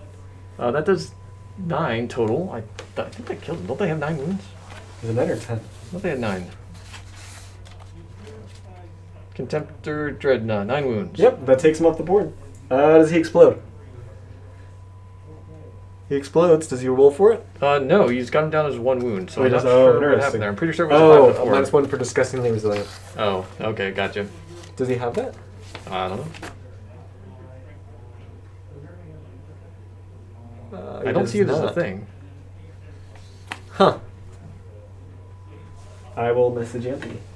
Yeah, we will have our field agent there check.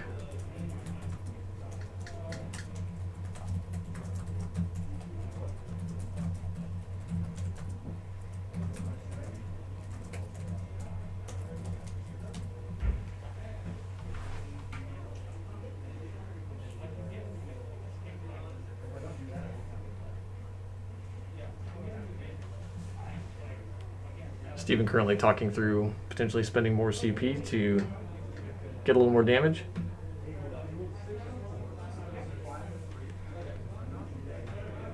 Oh, the -1 comes from being a dreadnought? I was not aware that Chaos Dreads got the same thing as the Marine Dreads. Interesting. So yes, he does have 1 wound left.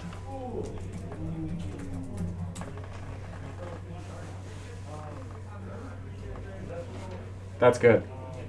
The -1 damage does help. Yep. Possessed, charging the Nurglings, and if you didn't catch it, I believe he did spend CP to fire the last cannons again and missed all of his hits. So Oh no, I missed that. Yep, 4 misses. I think that's going to put him down to 2.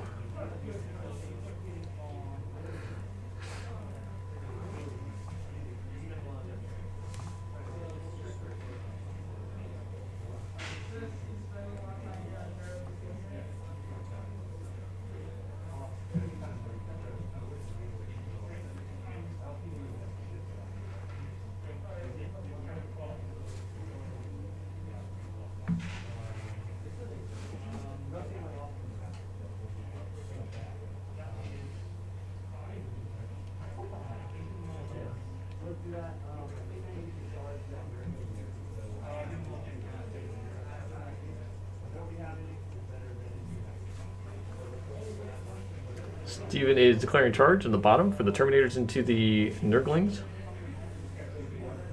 He is projecting that if he makes a charge, kills the Nurglings, then his Terminators will get wiped next turn. But as he said, having nobody on there is better than having an OBSEC unit on there.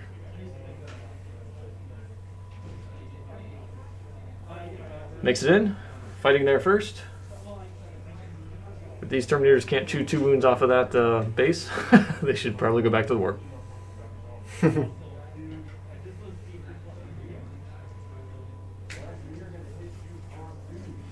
Hitting on 2s since they are prescienced. 3 1s. And then wounding on 2s. 7 wounds.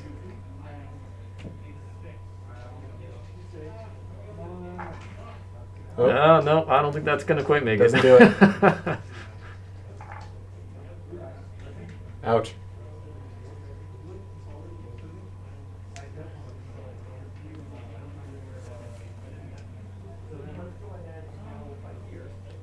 All right, Fighting over the activating top of the screen. Yep, activating the possessed up there.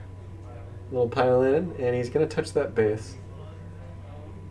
Is he going to get that guy within half an inch of half an inch? Yeah, he sure does, so they can all fight.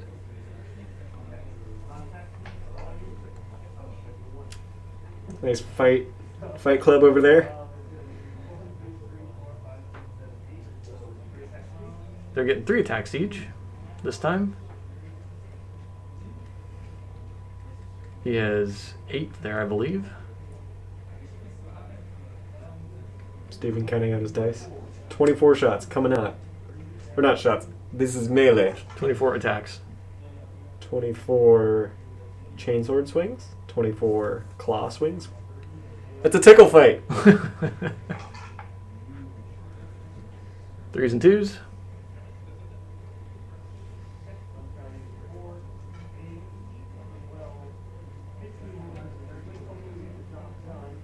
Nice. 15 wounds.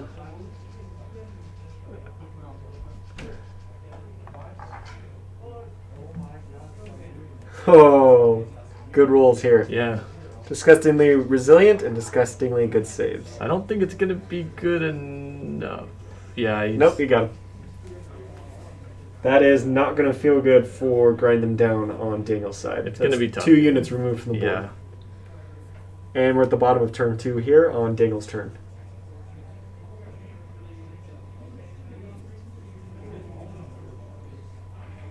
I think Daniel's kind of banking on those Nurglings surviving at least till turn 3. We've got to be honest, they did survive a lot longer than I was expecting them to. I know they're generally good roadblock units, but It's true. Steven just did not have good damage output in round 1. I think he's made up some ground here in round 2. The possessed are getting nice and snug in the middle of the board there, but it does leave Daniel in a position where he can fire at the start of his turn in turn 3. So Daniel did just get 2 additional command points off his tally man. Now he is up to 4.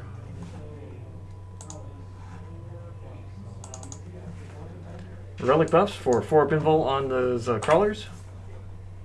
Sorry, blight haulers.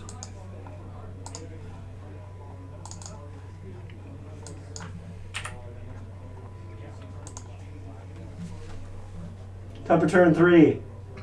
Give your player a shout out. Let them know who you're rooting for. Their dice luck is fueled by your cheering. Right. So the more you cheer for the person you want to win, the better they do. That's the only logical explanation I can think of. And remember, if they start rolling really poorly, it's all your fault. So let's go, people. Let's see it in chat. Give us a shout out.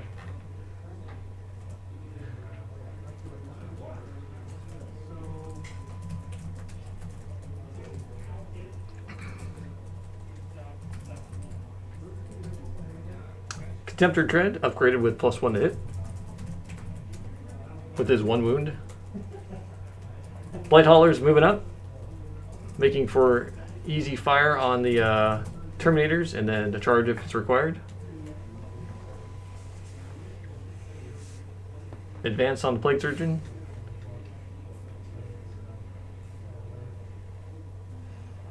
And Demon Prince may be going to engage those Space Marines. Chaos Space Marines, maybe.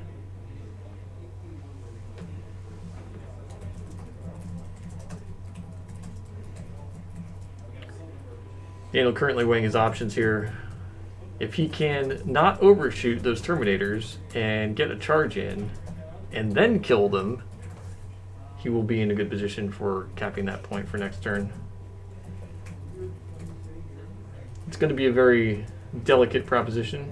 I think with multi-meltas, it's real easy to overkill 3 models.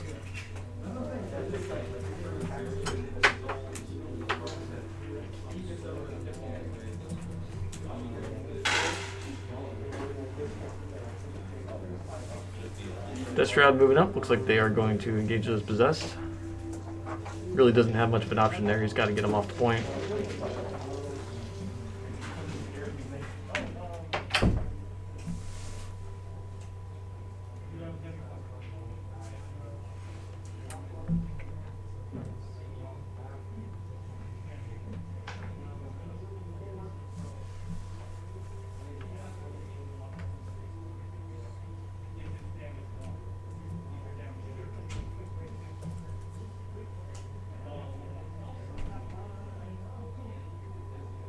I think I caught Nightbot asleep. You can see me putting there in chat, trying to get the Discord command to trigger, but I can't paste a link either. If you scroll up, you can see the link to Discord and our Facebook. If you are not connected to our community at Onboard Gaming, you can do that by going to Facebook, if you have a Facebook account, or Discord, which I know that's where I see most of the action. We've got hobby channels, we've got Warhammer conversations, a lot of players here at the store keep their finger on the pulse for what's going on with Warhammer 40k, as well as other channels. We've got Magic the Gathering players at the store, some Digimon action going down, as well as a lot of Dungeons and Dragons as well. Yeah, so we do support quite a few formats here, especially when it comes to miniature stuff. So we're playing 40k today. We do have an Age of Sigmar community. We've got a Blood Bowl league going on. We've got players for Kill Team. We've got players for there's Warcry, a few other things. Yeah, Warcry is a great way to get into a miniature game. Engaging and low barrier to entry.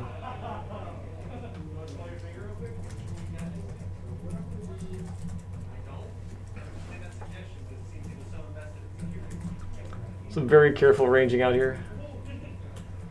Psychic Phase. Demon Prince will smite. Goes off on a 10.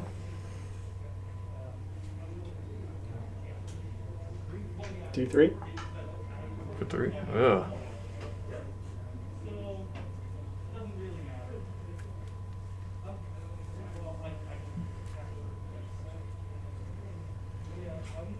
I keep forgetting the Chaos Terminators have 2 wounds.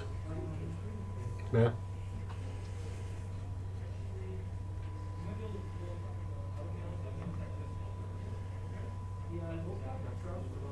I like the Demon Prince model there. Yeah, that mod is very cool looking. I think it's the wings that get me. He kind of looks like a, I don't know if it's like a humanoid dragonfly that has kind of been through the garbage disposal at my house. Not sure what.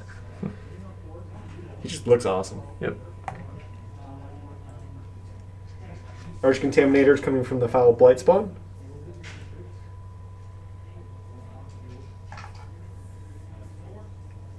Ah. So this is a bunch of shots into the cultists. This was from... Oh, from the Death Shroud.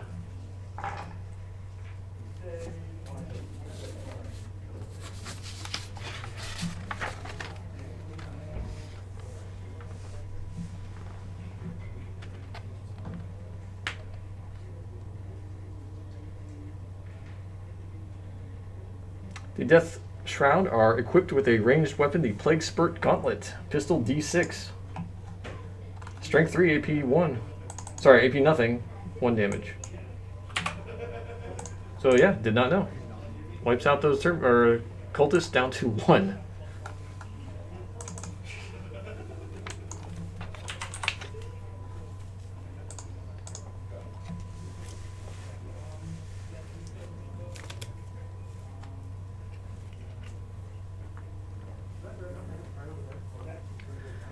Alright, Topmost Dread, firing across the board, looking for the, looking to hit those Havocs, the last cannon Havocs.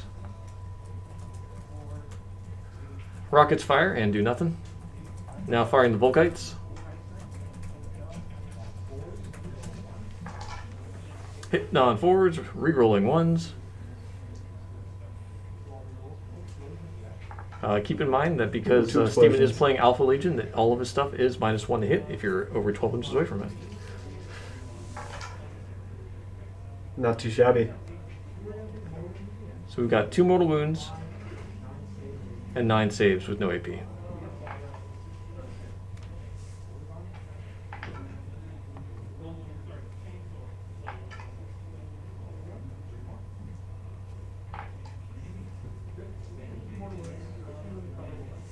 Two in cover die. Yeah, so it looks like he's taking mortal wounds off that. So yeah, all things considered, That's not bad. horrible. You got their nice plasma shot here. That's definitely a threat that if they get close enough to vehicles, it's going to hurt. Good call on I mean, those last cannons, they'll tap across the board, so they can just chill back there. Unfortunately, their damage output has not been stellar. But it looks like they're going to survive till round 3.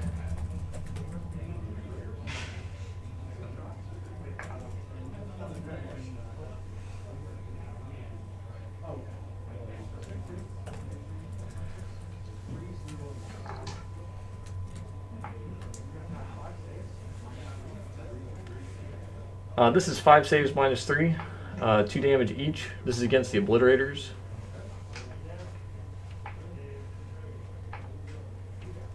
So he's losing 2 Obliterators off of that. That was from... Let's see here. I think that was from his Warlord.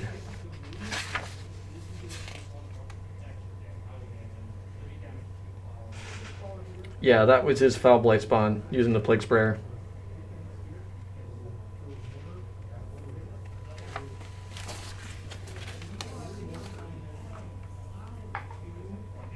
The Plague Burst Crawler is firing the mortar at the Obliterator and misses. That's a big whiff. One wound, -1. That was from the Entropy Saved. Cannons, which saved. Ooh, unproductive Wow. turn. It hurts. That the Crawler was just not doing well there. All within range. -1 to hit though. Not -1 hit. He was ranging out to make sure he was within 12, and he is. Gotcha. But if he fires all that stuff in those Terminators, he's just going to wipe them. Nope, he split. So missiles are going into the Havocs, and then everything else into the Terminators. You know what we like to say on OBG streams, don't split your shots. Let's see if those Terminators survive. There's a very high chance they won't, but let's see what happens. And One dice. Exactly what we said. One survived. Don't split your shots. Is that guy on the objective marker? Looks like he's barely on it. He doesn't need to be. There's Space Marines behind him, or Unless below they get there. zapped. Well, there's I don't 5 think of them. they'll They're get out of line of sight. 5 hit. Oh yeah, these Terminators are not going to survive. You 4 can ups? make 5 involts. Come on. Oh, he's only lost 1 so far. Oh. He's got 1 left. If he CPs here, he will live. Well, he's going to have 1 model left.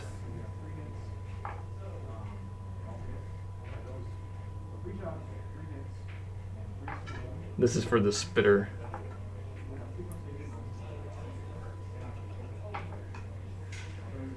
He's dead anyways.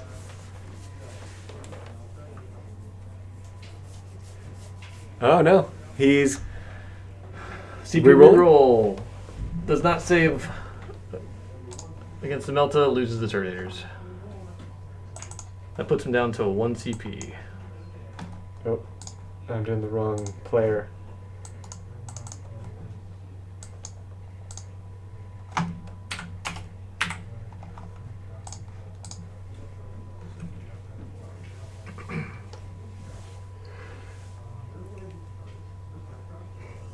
Death Shroud are charging possessed, easily making their 2-inch charge.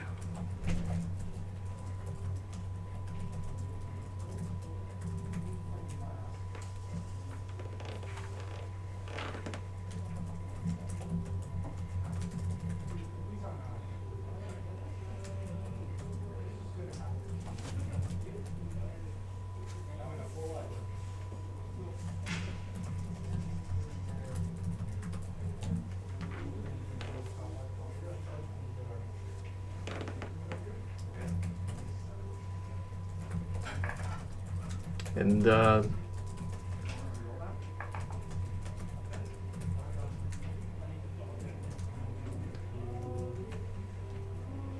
so those crawlers were charging the Chaos Space Marines. They initially failed their charge. Oh, this is clever. They initially failed the charge and then CP rerolled it to get it. I gotta say, that was a clever usage of moving in for a charge. That was tricky. Yeah. So, as long as you end up closer to enemy models, or the unit you charged, or whatever units you charged, you can move laterally. So It's a unit as a whole, right? Well, every model has to end up closer if they move. Generally closer Just closer at all. Yeah, So he interesting. basically slid the 1 model across. to get the objective marker. Still getting closer, Sneaky. but consuming its movement by going sideways. And that'll give him a tie on objective markers held? No, that'll give him more, right? At the start of bottom of turn 3. Yeah, I think so.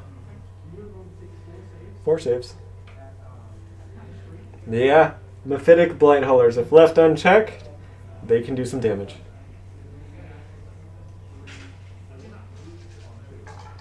Ouch.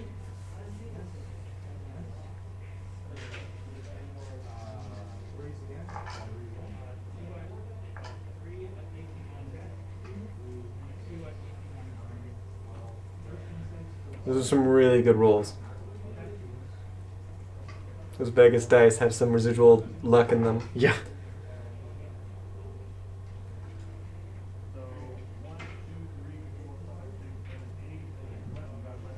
All right. Takes out 11 to possessed from those Death Shroud. That is the unit. Yep. And that gives him the objective. Yep. Unattested. Or uncontested. Words. I need a Snickers.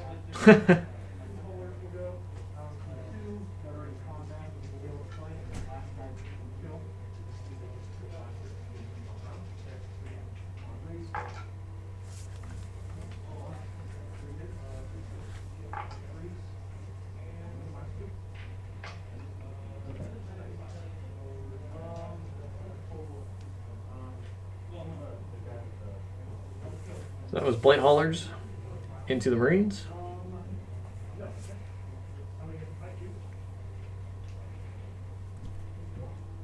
Steven is electing not to pile in as he activates. Hitting on 4s since the Blight Haulers are -1 to hit.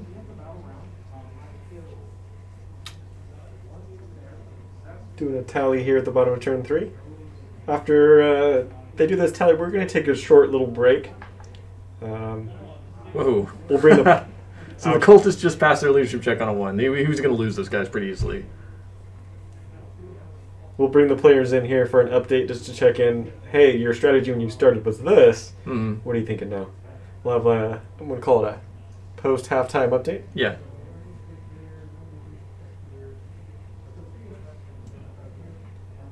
Grind them down up to 2. Dominate again.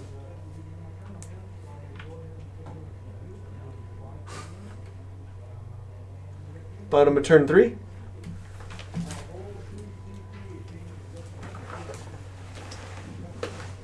We've got a someone in chat here sitting in the store watching the stream. He heard my comment about a Snickers. Such a kind soul bought one for me and brought it over. Thank you so much. All right, we are now at the bottom of 3. Steven is talking it over with exactly what he can do to recover here. He's lost a lot of his firepower.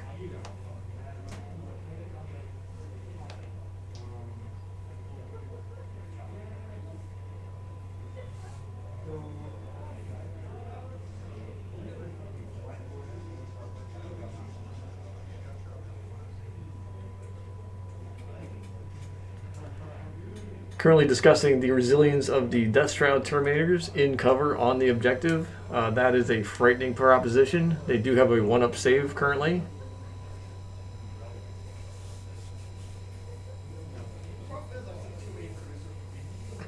We've got a comment in chat from Lost Wayfarer Pilot. Where's the soundboard fund, Eric? Soundboard fund? Yeah, it's so that when a unit blows up, we press the button and it goes... Oh, that's right. That's right. But from now until we get that soundboard, you're doing all the sound effects, right? Whoa, whoa, whoa. I don't know about that. Well, there was that one stream a couple streams ago where you're doing all the sound effects. I have no remember? memory of this. Oh, he's traumatically scarred. Stop He's making up blacked it stuff, out of his Taylor. memory. We do need a soundboard, though. So, write your checks out to Taylor at onboardgaming.com. That really is the best use of your stimulus fund, I think. And you will hear sound effects created by Eric. I don't We think just so. need to blackmail him. And then wipe his memory after each stream.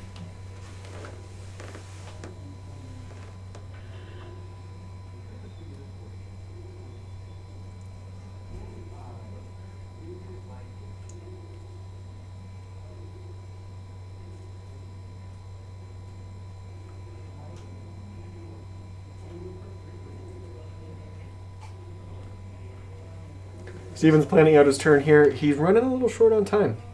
Down to 14 minutes on the clock. Yep. Half of what Daniel has, less than half of what Daniel has on the clock. Something to keep in mind because we're only in turn 3 here. This is a critical turn in the game though, so the thinking is definitely worth it. This is just going to be a tough turn for Steven. I mean, there's a lot of really resilient stuff out on the board on objectives. I mean, the Blight Haulers that are going to have their 4-up invul still. The Terminators obviously are always difficult to kill. You really got to focus all your firepower into one of these things to try and shift them, and I don't know if he can bring enough guns to bear to really do significant damage. He's still got those Contemptors in the backfield that are going to be dumping out wounds every turn too. The Crawler has not really done a lot this game, so I'm not super worried about that one right now, but it can fire out of line of sight, so it can kill that one remaining Marine by the Sorcerer in the bottom if it needs to get the grind them down points.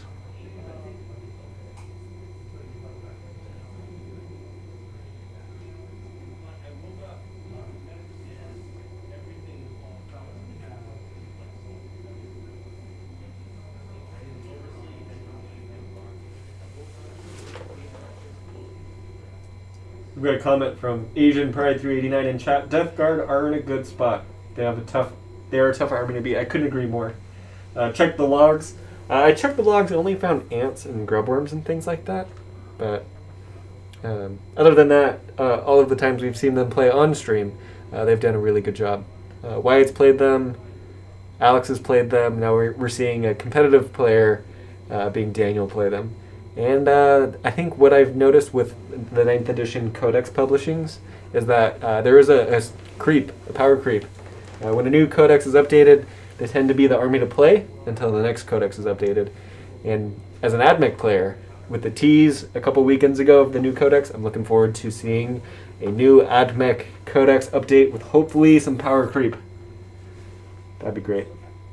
It'd be really interesting to see what kind of direction they go with that. I mean, obviously everyone's looking for the new codexes to come out and see what new fun stuff that they get.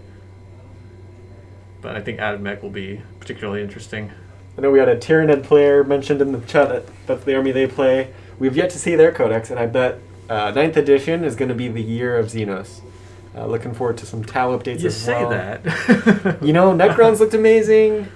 Eldar, they look amazing. Don't tempt me with Eldar. Come on. Eric, come on. The Eldar. We all know the Eldar are pulling the strings and everything. Anyways. Yeah, all right. But you are right. The Necrons did get significantly upgraded, and they have a couple different ways they can play now, which is nice. There's really kind of one competitive build for them, but I think they could still do pretty well with several different builds. That's right. Death Guard are quite good. I'm kind of glad to see that they got upgraded. Mm-hmm. I mean, they were a starter army back in 8th, and then it kind of fell off in power over time. But they're doing pretty well now.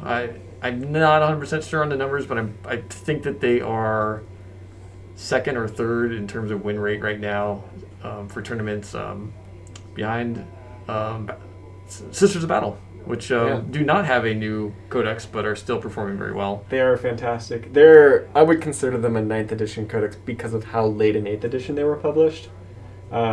Just a clarification point, I don't think that the power creep will grow per codex that's released. I think at the end of 9th edition, before we move into 10th edition, I think we'll have a balanced meta. I think that all the new codexes will be a power balance, but I think when those new codexes are published, players aren't familiar, or opposing players aren't familiar with the new codexes, so shenanigans can be pulled, if you know what I mean by shenanigans. Well, I think we're going to see a little bit of a meta shift too with the Drukhari Codex having just come out. True, yeah. Just Right now because it's heavy anti-space marine, and I think that includes a lot of the plague marine stats as well. Well, a lot of the meta type stuff that you've been seeing, and just the new releases in general, have been stuff that's resilient, stuff that can take a lot of hits, and so you get these meta armies that just can sit on an objective with a 1-up save and a 3-up or 4-up invul and feel no pains and all this other stuff, and they're just hard to kill.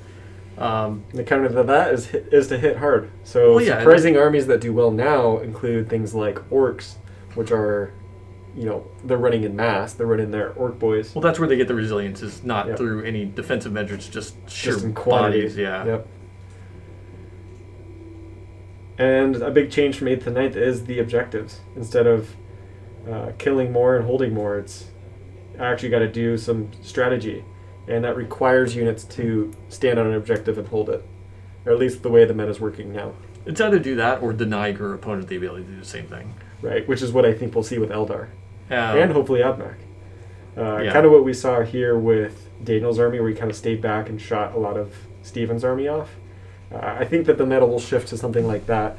We'll kind of bring about a little bit of a balance, especially if Tau comes out soon. That's another ranged army. Steven still planning out his thoughts here.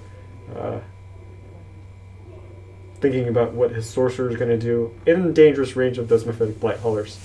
But yeah, I think I'm excited to see what else Games Workshop publishes.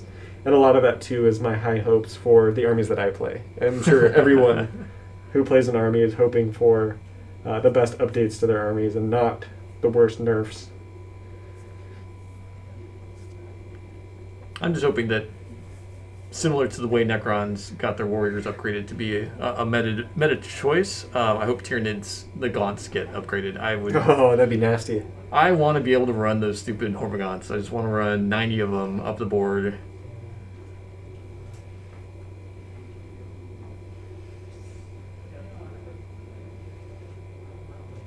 We see this terrain coming apart so that we can see where the units are inside the building.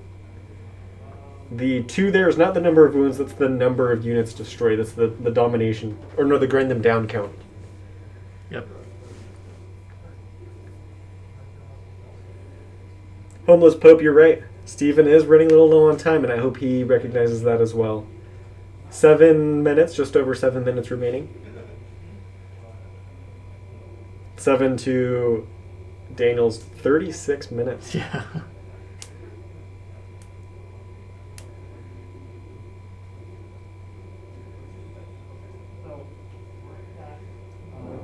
Psychic phase. Casting Infernal Power.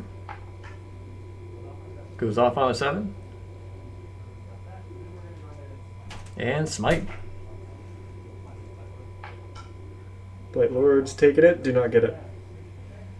No dice on Smite. Pun intended. Prescience on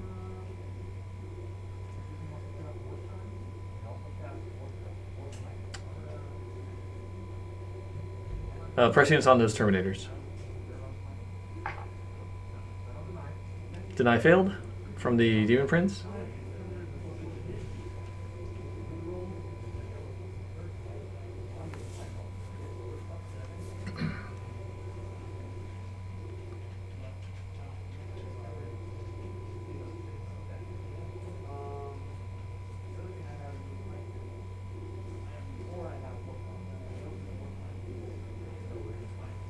Smite coming in to the Smite. Blight Haulers. Smite, that's 2 failed smites. Ouch. So Smite can be cast twice, but the second time it's cast, it's an additional warp attempt. Sorry, what was that? If you cast Smite twice, the second time it's cast, there's a penalty. Correct. It goes up by 1 every time you attempt. So the first time is 7, second time is 8. No, it's 5. Starts at 5. Oh, really? That's pretty good. Yeah, it's generally one of the easier powers to cast until you do it 6 times. Gotcha. But I mean, that's the intent, because you can stack a lot of Psychers in certain factions. That's true. I'm thinking Grey Knights. Also a codex I'm looking forward to. Grey Knights actually don't take that penalty when they cast Smite. Yeah. But they've got like a baby Smite. It does 1 damage. But every unit is a Psyker. Yeah. That's a heavy psychic phase. And that's also one of those armies where you drop down 4 units and then you're done. Because they're so points heavy. Okay. -1 to hit through dense forest. Or -1 to shoot through. I missed the target here. Did you get Las that? Cannon onto Contemptor Dreadnought and rolls 1. Sad trombone. 5 minutes left on the clock for Steven.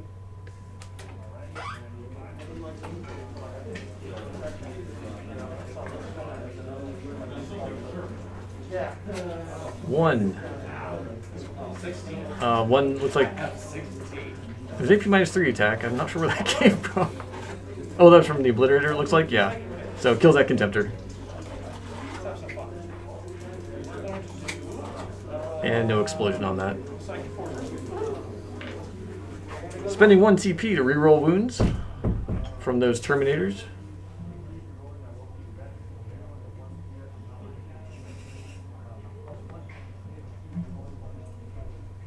It's a cool looking model there. Mm-hmm. I think that was one of Daniel's better models on the board. Some of his firing power. We see one up there by the crater at the top left part of the screen. Now in a disadvantaged position. But it is providing firepower balance on the board.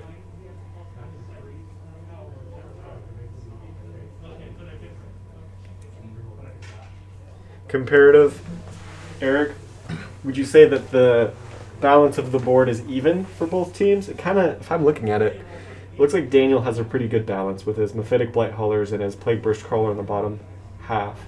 Then he's got the guardsman up at the top. He's got his Demon Prince right there on the back objective, which is a solid take. There's no way that Steven's going to take an objective marker from him. But we're looking at Steven's army, and he's got back objective markers being held by I'm going to call it a fragile troop unit.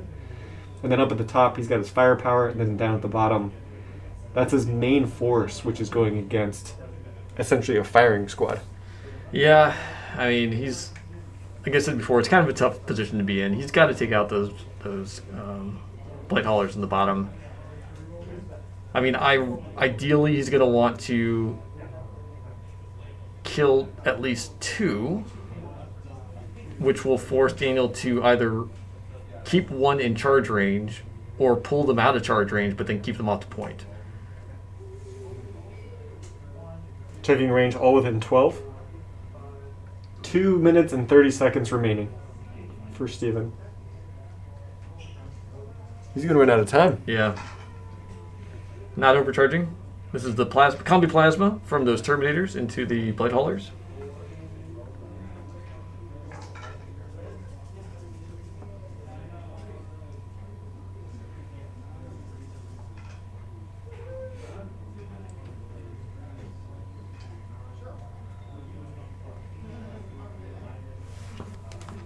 $14 at AP -3.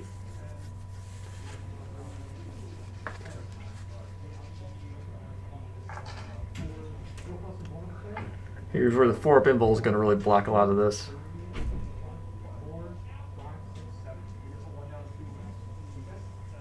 Take 7. Leaving the one on the objective marker is the smart way to go. But it looks like he put the damage on that one. He did put the damage on that one. Trying to avoid the charge. That way he can hold it. Yeah, I think so. Or at least reject Steven from being able to get it.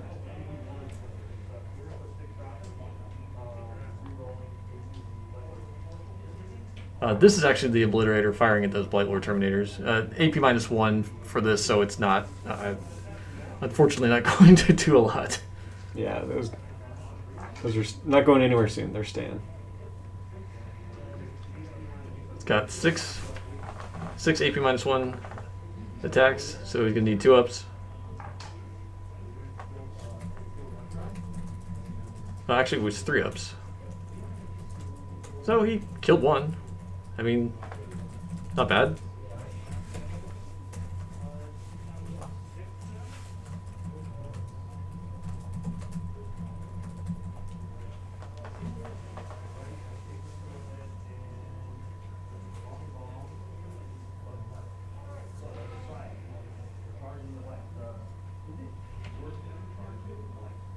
Well, currently discussing whether or not it's worth it to charge those blight haulers, but he's got about 10 seconds left, so he's going to have to make a 9, fast decision. 8, 7, 6, 5, 4, 3, 2, 1, 0. So I guess Steven's now we're going out to of find time. out how serious they are about following the clock, or if it's just for practice.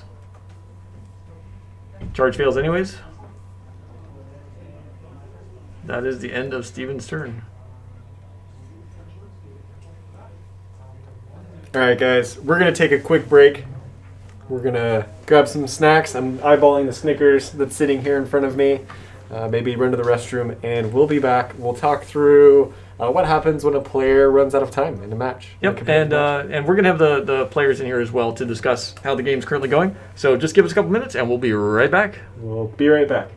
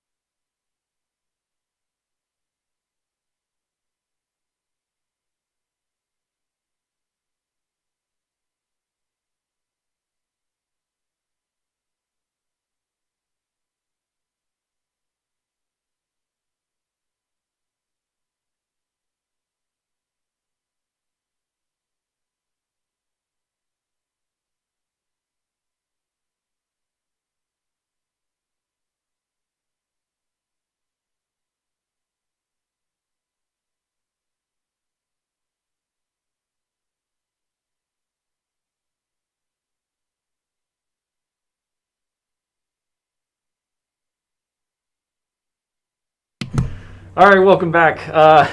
Yes, we've now unmuted the audio. Turns out you have to, if the light's blinking, that you can't hear us. It's helpful, I hear. Yeah. Muting yourself. So we were here having this great conversation. We laughed, we cried, and we missed you. Yeah, exactly. But, oh well, you missed it. So we're going into the top of turn 4. We've got Daniel with us right now. So Daniel, just reiterate exactly what you were just telling us. How's the game going for you right now? Yeah, so you missed all those spoilers for Justice League. Thank goodness.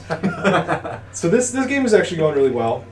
It gone exactly as I hoped it would. First turn for me was critical, I think. Putting those 4 Nurglings in front of his possessed turn 1 completely sealed off those possessed, wasted a CP. Going first, moved a bit closer, just kind of box them in, hold the objective. I was shocked that they survived. Threw a Dreadnought at him, just tried to pick them off. I told him when he rolled that 1 for his guy in his cover save, he should have re-rolled it, because then he would have started tanking more shots, and I probably would have killed maybe 3 possessed. So, you know, kind of a mistake there. Other than that, everything's going great. It is a little close right now, but as with all games in 9th, the last 2 turns is when we start to see this stark divergence in score. 10 points is going to come up for me in the next round, and it'll probably be 15 after that. We're going to really see a consolidation of the board. He took things like line breaker. There's no way he's getting into my back line. We're going to start just cleaning house. You know, so Steven's a great player. I think today he made a couple of gambles. Things didn't go well.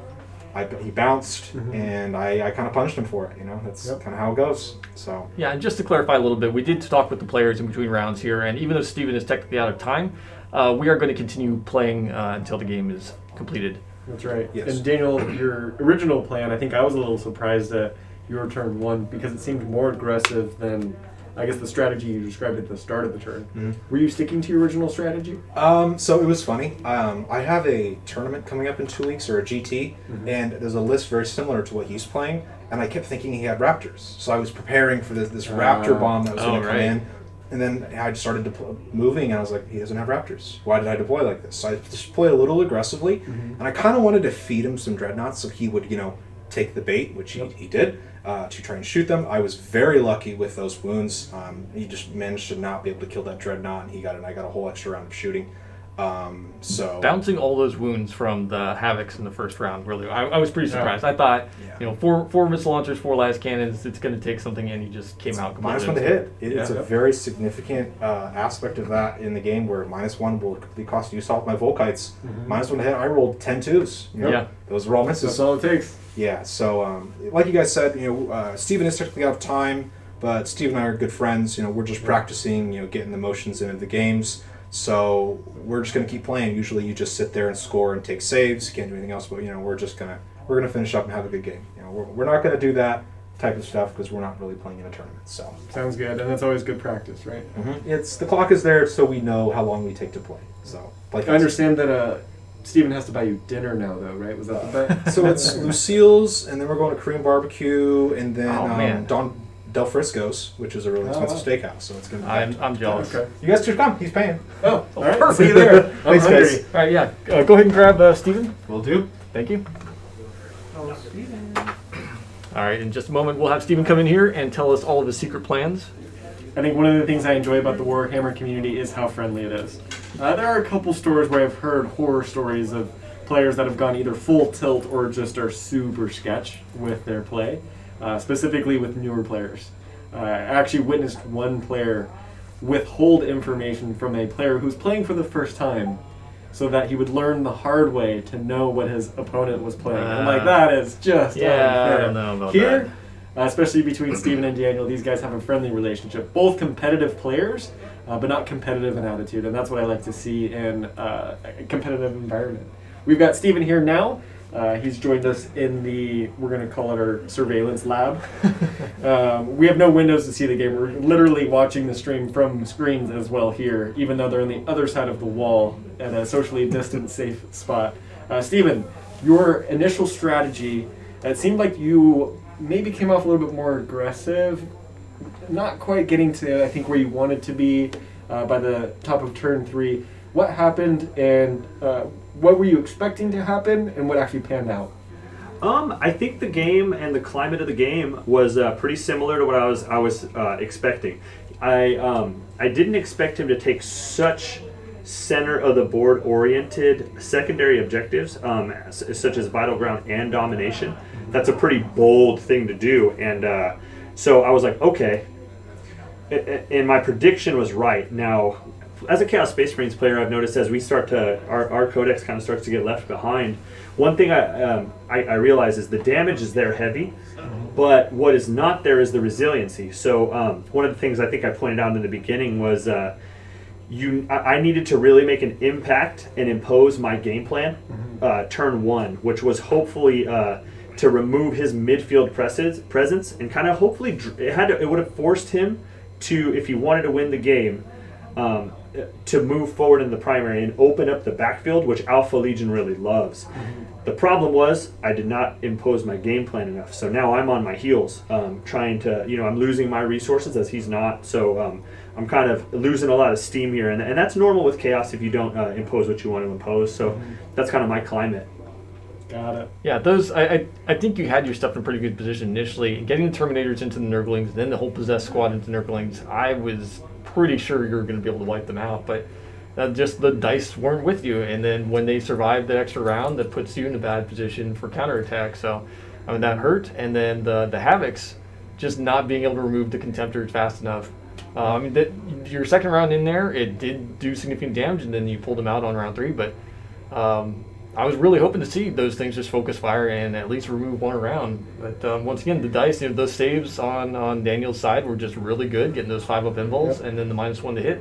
It's powerful. Yeah, and I think that, and it's one of those things where early on, too, there's a lot of different threats for me. And I think the Contemptor's not going down. You could see how much the volume started to really take away the impact that each of my units had. And then, the problem was I feel like when one piece of that like Jenga block stack falls away, I start to crumble, so that's kind of where we're at. But I'm going to see, because he's still in the primary. We both have a unit of Terminators on the middle, and my presence is a little bit weaker in the back, but on the primary I'm going to see if I can keep up and maybe find a way to score some secondary. That's All right. a good plan. Awesome. We mentioned the dice wasn't for you, neither was the clock. Yeah. Obviously you're out of time now. We're doing a friendly match. But can you explain what would happen in a competition if you run out of time? Yeah. Well, so the first thing, one thing I really think is important, especially in competitive play, is that we all voluntarily choose to play the dice game. And I really feel that at that point, I don't really get the right to blame it on the dice, because your game plan should incorporate both swings. So as a competitive player, you should be able to pull it out and really handle that both ways. So, when it's not with you, I hope my temperament showed that, it's part of the game we play, and you should still, the score reflects still a pretty even game, but so we'll see. And then, so as the timer, one thing we like to do down here when we play, especially in a team environment, is to make sure every game you play on a timer. And what we do is it kind of keeps you aware of how long you did what or whatnot in these types of games. Now, obviously, at a tournament, I'm much more, I pay much more attention. So, in a scenario like this, if we were completely competitive and playing in the tournament to where it's all or nothing, then what would happen to me is that I would actually get to take no more physical actions in the game. The only thing that my models would stay in place. They would still score for me based on their positioning. However, I would not be able to move them or dictate or command them anymore. My command presence is gone. Gotcha. In addition to that, the only thing that I can actually actively roll dice for is my armor saves. So it kind of is like the game stops where I left it, and my opponent still gets to interact. Which is a pretty bad feeling. So you want to really mitigate that. Does that turn off auras as well when you run out of time? No, the game presence stays the same. Okay, so if I was Daniel and I have those feel no pains, I can still feel no pain roll? Yeah, as far as the way that I've seen at all the tournaments that I've attended, obviously you always check your mission pack, because they'll tell you how your timeouts go and all of the specific rules for the event. Gotcha. But in every one that I've attended, the game state that you left it in stays the same. Gotcha. That now you just can no longer interact with it because you've used all your time to interact. Gotcha. So if he has his foul blight spawn there and he's still positioned near his guys, they still absolutely affect that unit. Gotcha. However, I just cannot manipulate it anymore. Got it. So for instance, your Chaos Cultist here we see on the screen, he's holding that objective marker because of his obstacle, staring down the hefty guardsman. You're out of time. Essentially, this guy at this point holds the objective marker. He's not going to survive a turn, though, is he? Well, it depends on how many times he's said a blessing to the Dark Lord Horus himself. That's right. However, Makes every save. Daniel rolls poorly. So we'll see how much the war We got favors enough him. cheers in chat for Steven to keep this guy alive till the end of turn 5. However, I feel like the odds are not in his favor. Yeah, I get it. I get it there. But yeah, he would hold the objective for me until Daniel intervenes and says otherwise. Love it. All right. Well, thanks for coming in. Yeah, let's get back to it. Top of turn 4.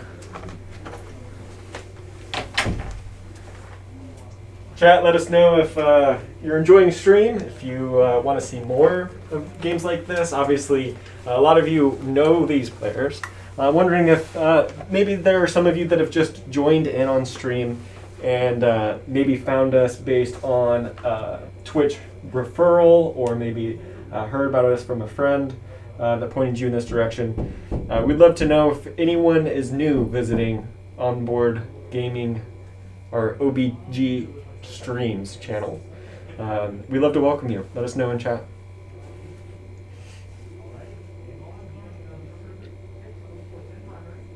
Daniel starting turn 4. Rolling for the tally man. Ooh, cock dice there, but he gets it. Gains 2 CP from Tallyman.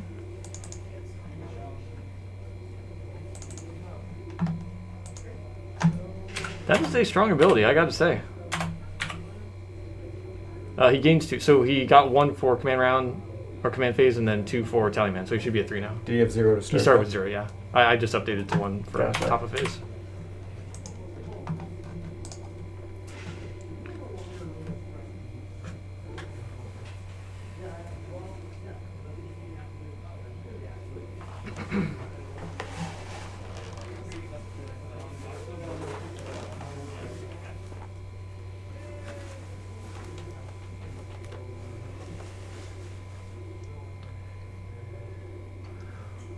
PBC is moving up and touching that building so they can shoot through it if they have true line of sight, which is going to allow them to remove that remaining Chaos Space Marine behind it.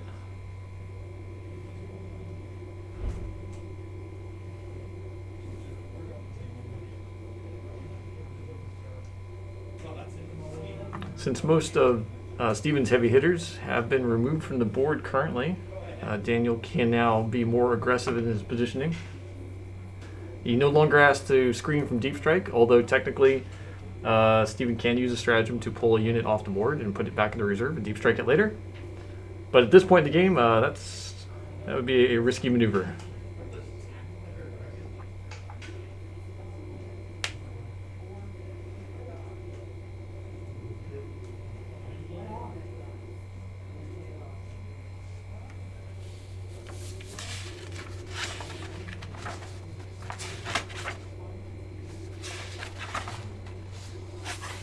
Daniel moving that Foul Blight Spawn towards the center. That is currently his Warlord.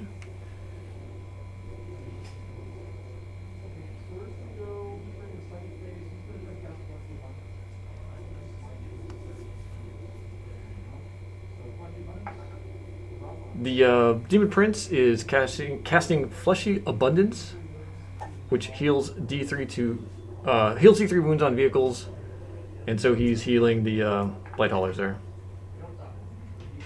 Attempted to deny the witch, failed, and 1 wound restored on the injured Blight Hauler.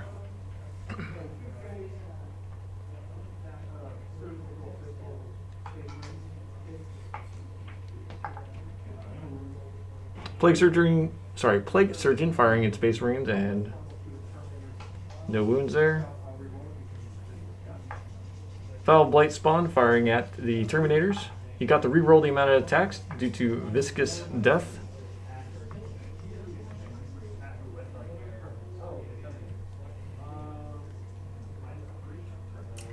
Looks like we've got 4 -3, 2 flat each.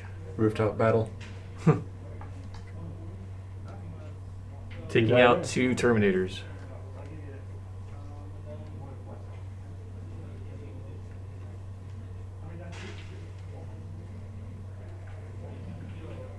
And that Plague Sprayer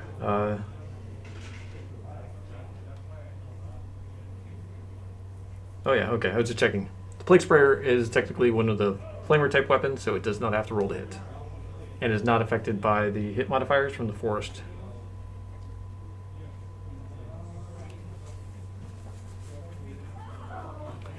Tino's just measuring out range from the Demon Prince to see if his reroll aura is going to affect those haulers, and it is not. PBC firing mortar at obliterators, and then everything else into the terminators.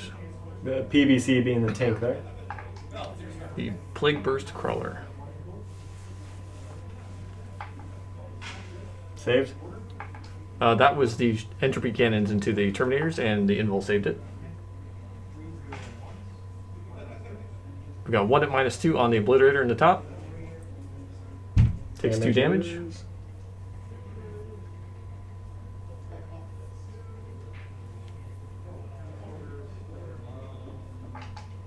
And then heavy sluggers into terminators. 3 at -1. Takes 1 wound.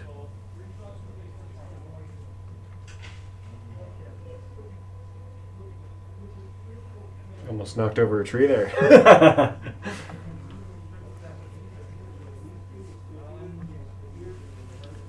1 Plague Spitter into the Terminators, 2 Plague Spitters into the Chaos Space Marine in the bottom there, and then all other weapons going into the Terminators.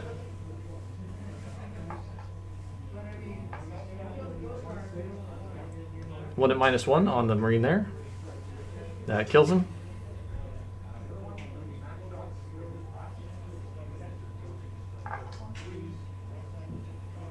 Oof. Hitting on 3s. 2 at -1 on these Terminators. Bounces them both.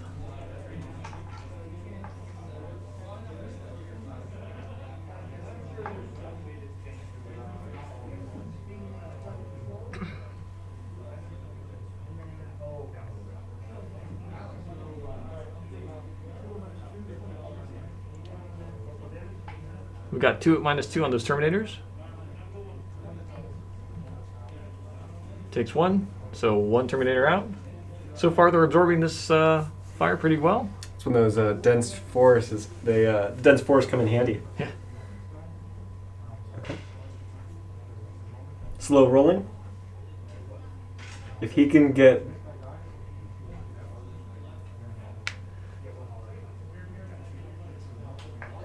So this is Melta's, 1 miss, 1 hit.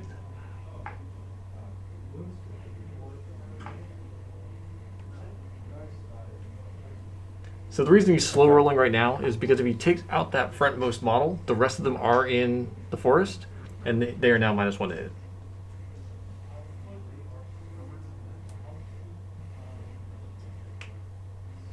Stubborn Defiance coming in handy for Alpha Legion.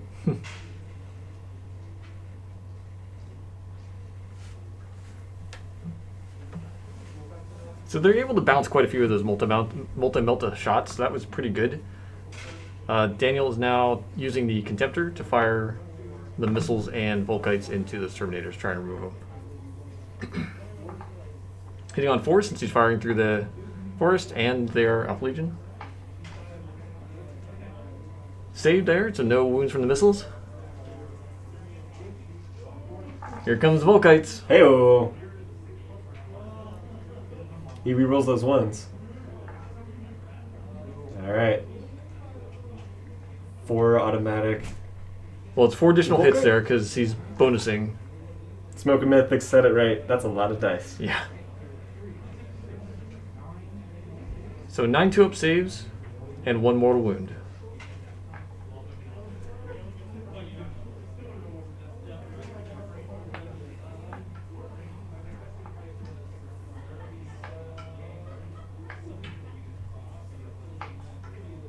Oof.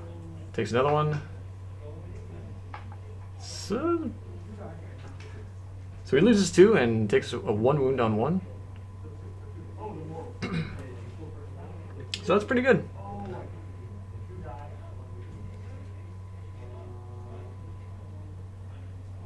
Going for the grind count here. Can you get him? There goes the cultist. Yeah, the Death Shroud. He just picks him up. Yeah, there's going to be 5d6 attacks. I mean... Yeah, those cultists are cannon fodder. I would have made them roll it, you know. That's the time where they were all ones. That's right, in this friendly competitive match that already ran out on time. So there's one unit taken out for the grind them down count. 2. The Or two. cultist and the Space Marine. Are they still there? No, he killed him. He did take them out? He used the plague spitters on them. Oh, gotcha, I missed it. Going for the charge to get in. You notice the way he bent his tape measure there, the way that he has to move the Nephitic Blight Haulers is around, they have to basically make their base go around that wall. So that amount of movement is counted for the charge movement. Those rune walls are breachable terrain, but that only counts for infantry And swarms. and swarms, yeah. I got you back. And I guess technically fly stuff can move right through it. That's true, that's true.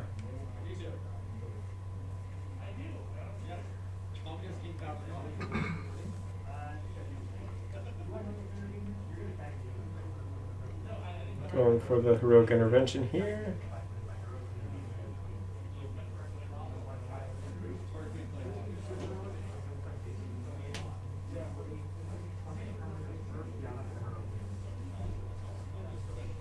So the plan is Stephen basically Daniel told Stephen what he was going to do. When you make a charge, you can pile in 3 inches. Heroic intervention allows for Daniel to target Stephen's character, even though it wasn't a target of the charge. Generally, he can only fight things that he targets in the charge. Well, no. So, a little bit the opposite. So, Stephen was seeing if he wanted to use his heroic intervention to get his sorcerer into close combat with the Blight Haulers. If he does that, then he becomes targetable, even though he wasn't the target of the charge. Right. But he also gets to fight. So, he's electing Right. not to do that. So Daniel cannot target his sorcerer. Correct, because he was not the target of the charge. But then Stephen told Daniel, I'm going to pile in 3 inches into him anyways, so I can't fight him, but then you can fight back with your sorcerer. Sorcerer now, because Because he's in combat. yeah, so Daniel did pile in and get in engagement range of the sorcerer, so the AP2 sorcerer dice. can fight. Yeah. 5 at AP2. Kills another one. So I think this is where we're definitely seeing the friendliness between the competitive players showing up. Stephen essentially showing his cards to Daniel of, hey, I'm not going to advise you to pile in or to heroically intervene because I'm just going to pile into you with my charge move. Yeah, and I mean, I think that's a great way to play, especially when you're just playing with friends. Explain what you're doing, why you're doing it, and they can do the same with you, and help each other out with rules, questions, with clarification on things, even tactics, because that's the way everyone gets better, and then you have more fun games. Absolutely. 3 is to wound.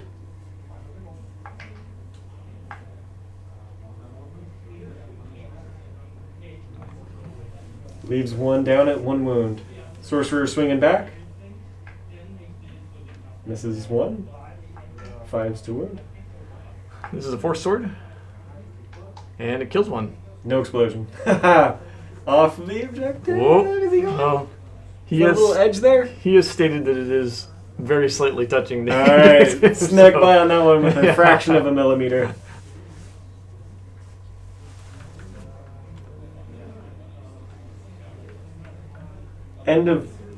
Top of turn 4, now starting bottom of turn 4. Calculating points really quick.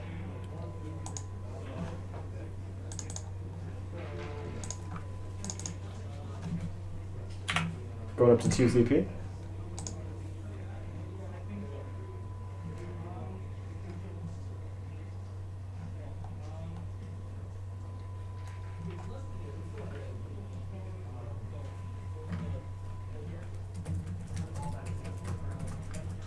Sorcerer falling back, and by back I mean forward.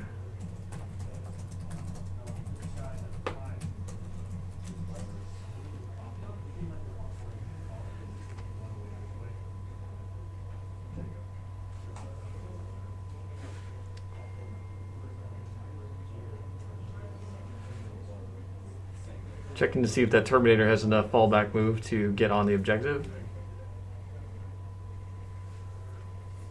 Maybe not quite getting there to contest it. That's a bummer.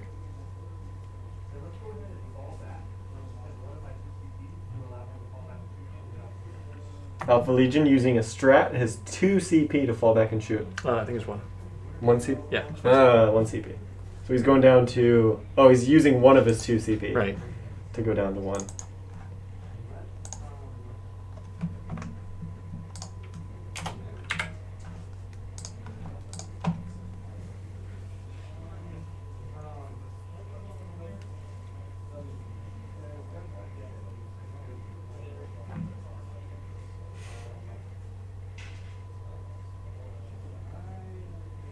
Question, Eric. If you were to guess what sector, what planet this battle is taking place on, judging by the terrain, where would you say it is? I don't know. It's very nice and green here.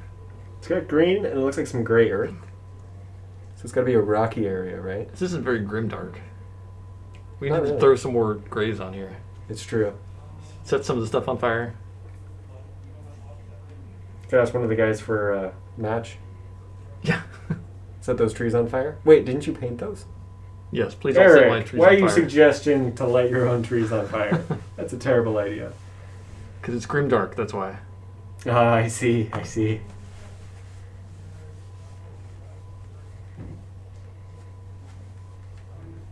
Players, do they bring their own cheese pizzas, or does the shop make a bulk purchase and keep them in an oven on site? What do you think? Smoking Mythic is asking.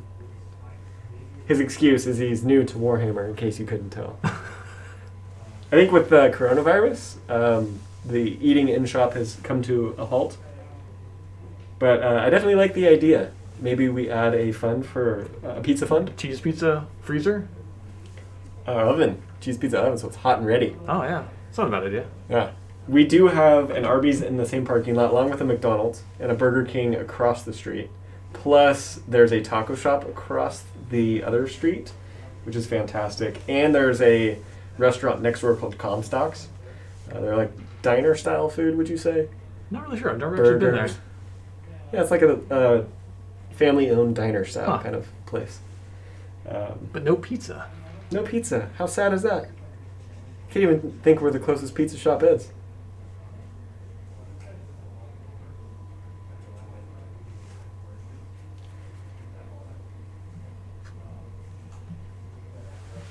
So moving that sorcerer around up top.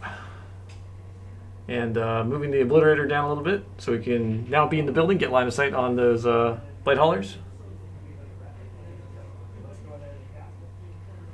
It's psychic time. Infernal power goes off. Cursed Earth does not go off. Smite from the sorcerer on the bottom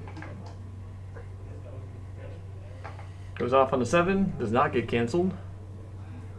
For D3 for 2.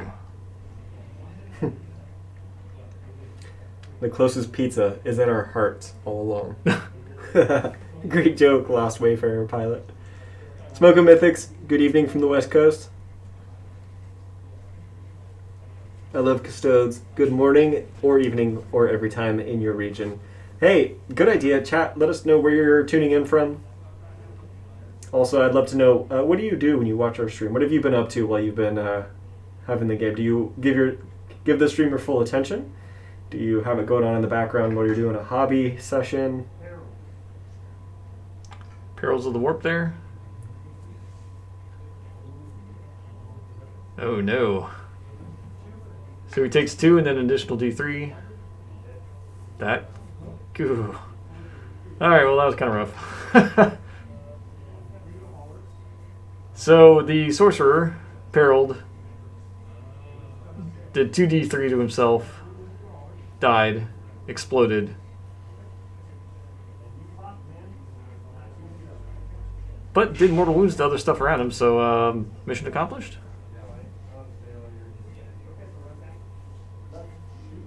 Ouch.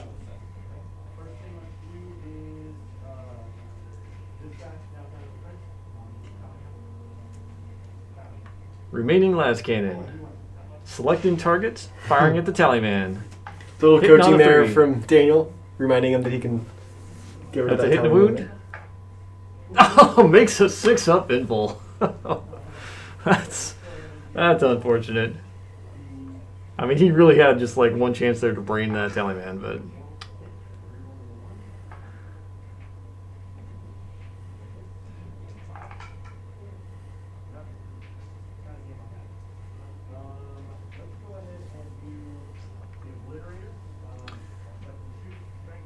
Obliterator now rolling up.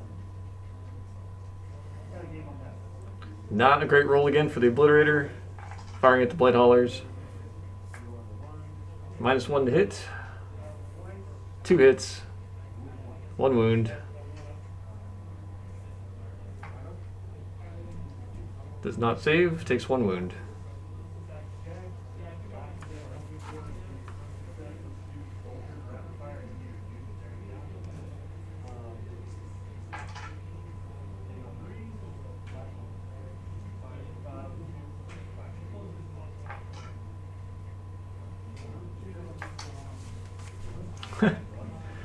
Took 1 bolter wound. That was the Chaos Space Marines there. Firing at the Plague Surgeon. And he took 1.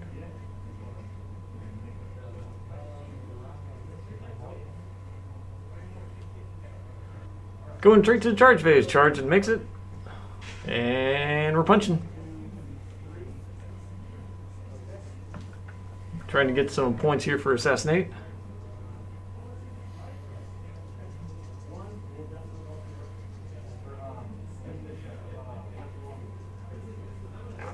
And he's using his last command point on Veterans of the Long War.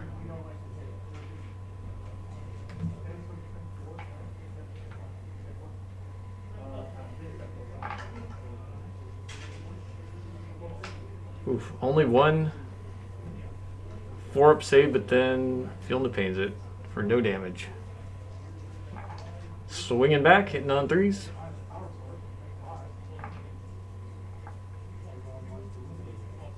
Plaguey Power Sword. 2 6-ups. Makes none. Takes 2.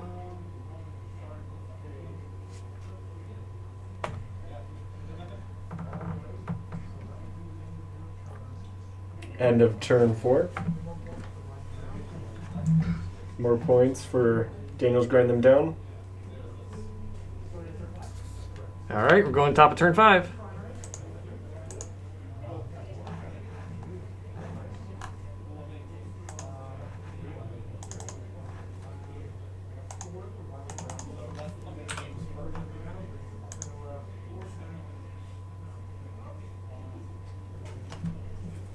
And we're just finishing up the end of the game here.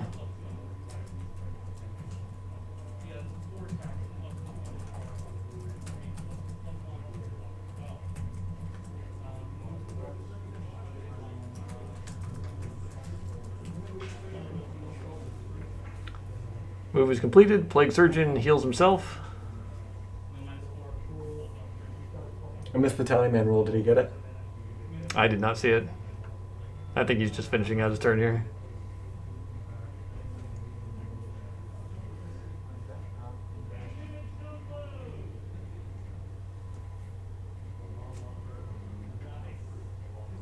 That is a long bomb charge there. Yep, Death Shroud Go moving for it. up. We have some viewers from Vegas. We have a viewer from Italy. A few viewers from Escondido. A couple of them mentioned that they're building Warhammer as they watch. Nice. One is playing Magic. I'm guessing MTG Arena while watching stream on the side screen. Always good to hear. Sounds like an OBG evening. One in Reno. Not Thank a you bad guys way for to tuning spend a in. Tuesday. Of the 19 viewers that we have, we are we the number 1 Warhammer stream right now on Twitch? I sure hope so. It's not a lot of If not, we viewers, need to start but broadcasting at like 3 in the morning, and then we could be That's right. number 1. There'll be 1 viewer, but we'll be top. That's right. We are second most viewed Warhammer channel. So Oh, what? Rejoice, chat. We made it. We're in the top We're 5. number 2. With a whopping 19 viewers. Number 3 has 18 viewers. So thank you for What does whoever number 1 just have? joined. What Number 1 has 25. 25. And the other 4 streams are just hobby streams. I mean, come on. Who wants to watch people paint? Wait, so should we paint at the same time that they're playing? Then can we double our Oh, viewers? yeah. We'll steal all their viewers. Yeah, that's a great idea. No, I don't know if we can do that. We do have one in-house live audience. Maybe we'll just put a camera over that too. We'll do some shots over there. Perfect. Oh yeah, we got this. D plus D3. That's 4 damage. So that was the Plague Burst Crawler that was firing all the stuff into the character there and just Wipes. blitzed him. That's why I like to roll to see if he explodes. Yeah.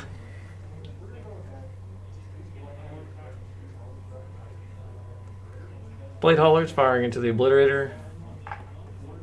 Hitting on 4s. 3s to wound. Bounced off an invul. Ooh. 2 more. These multi-meltas. That's it. He Yep, dies. so 2 multi-meltas went through and They were removed there? our Obliterator. Now they're gone. The light's on, but nobody's home. But the lights aren't even on. Go back to that shot. That's a really You like that? Look at that paint job on that model. That's a nice. good looking, yeah. Little off screen there. I like that flame effect. Yeah, it's very cool. That's hard to do. You think that was airbrushed or wet blended? Or neither? Yeah, it was probably one of those 2 things, I think. You have any idea what I mean? No. All right, guys, paint stream. I think it was painted. It was painted. You got it. All right, back to the action. Where were we? Oh, lots of dice. I got distracted with the models. That was Dreadnoughts shooting Volkites and missile launchers into a lone las cannon Havoc. Oh, there he goes. Turns out being shot 16 times plus 2 missiles, he was not able to shrug that one off.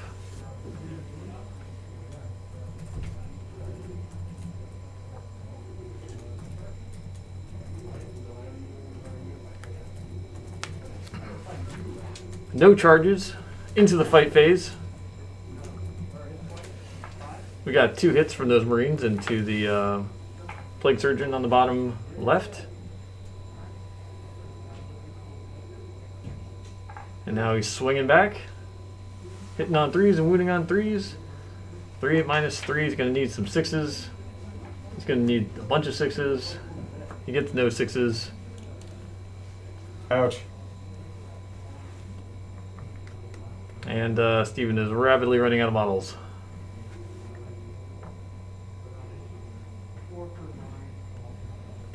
Grand End domination counting up. So we are shifting into the bottom of round 5. And I think we're all getting a little bit punchy here. It's getting a little bit late. Gabri Blind, this is a pretty bloody massacre, so it pleases Corn. So this game is a good game. Yeah. Blood for the Blood God. Corn approves. Smite time. Ooh, super smite. Hey! Getting some vengeance. Does 5. I love it. Yeah. There goes the CP. Yeah, he's using Demon Shell. Hits.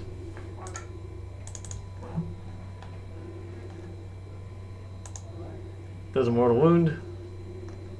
And that is game. We're sorry. Alright, So guys. what we're gonna do now is we're gonna get the final score. We're gonna get that up on the board. We're gonna have the guys come in here and just talk about the game for a few minutes. So give us about 2 minutes here to get the final and do the updates. We'll be back in just a moment.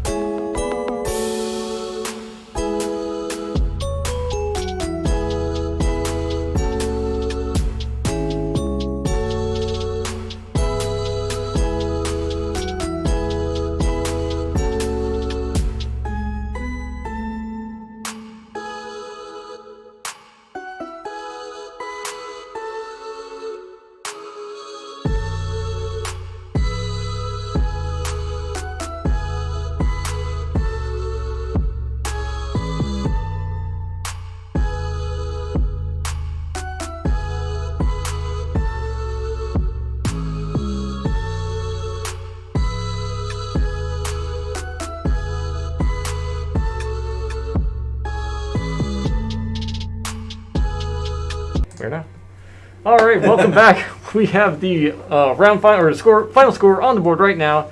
Daniel takes it 74-40. We've got Daniel and Steven in here right now. All right, guys, that was a slugfest, a good game. So, how did it go? I mean, did it play out the way you were thinking it was? Did you get some surprises? What's your like VIP moment and things you didn't expect? Alrighty, so we'll start with the first thing. Steve and I kind of talked about it in between the break. It really came down to that turn one.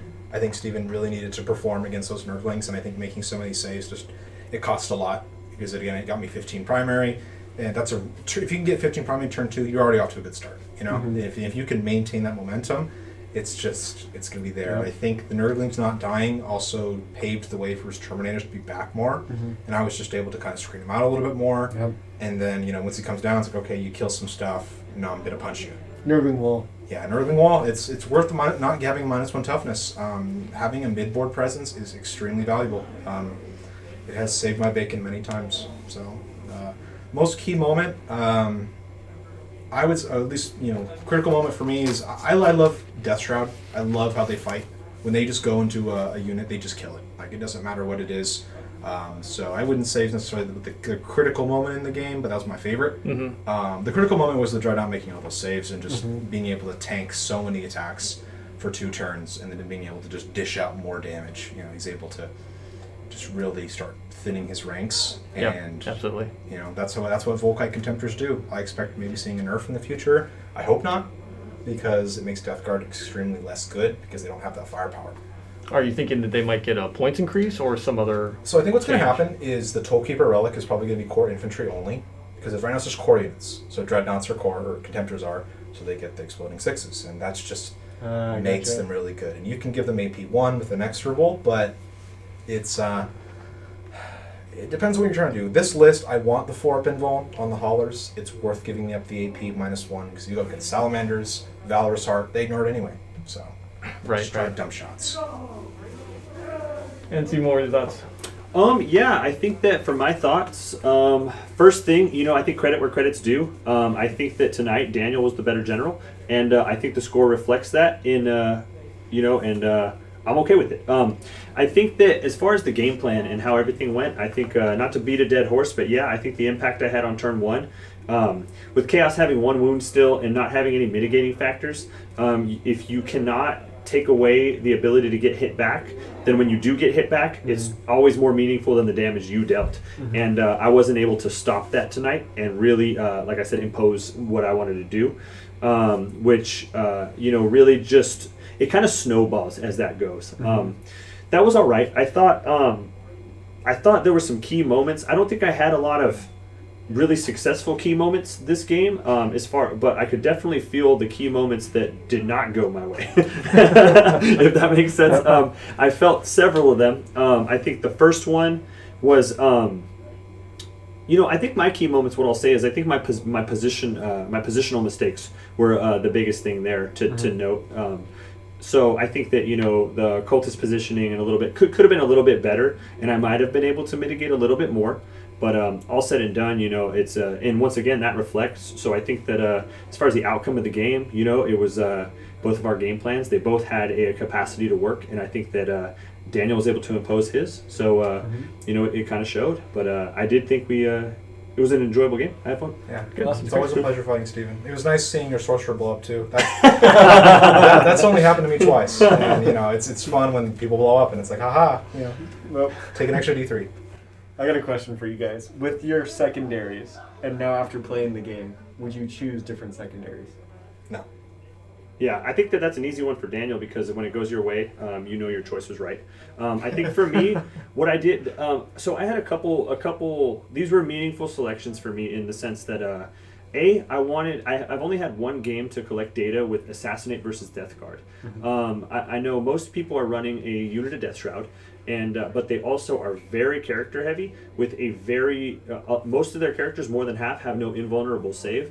So I wanted to really see if that was something I could exploit or I was going to get shut down on it again. Yep. And even with the character that can ignore the Lookout Sir, it's really tough to get to them.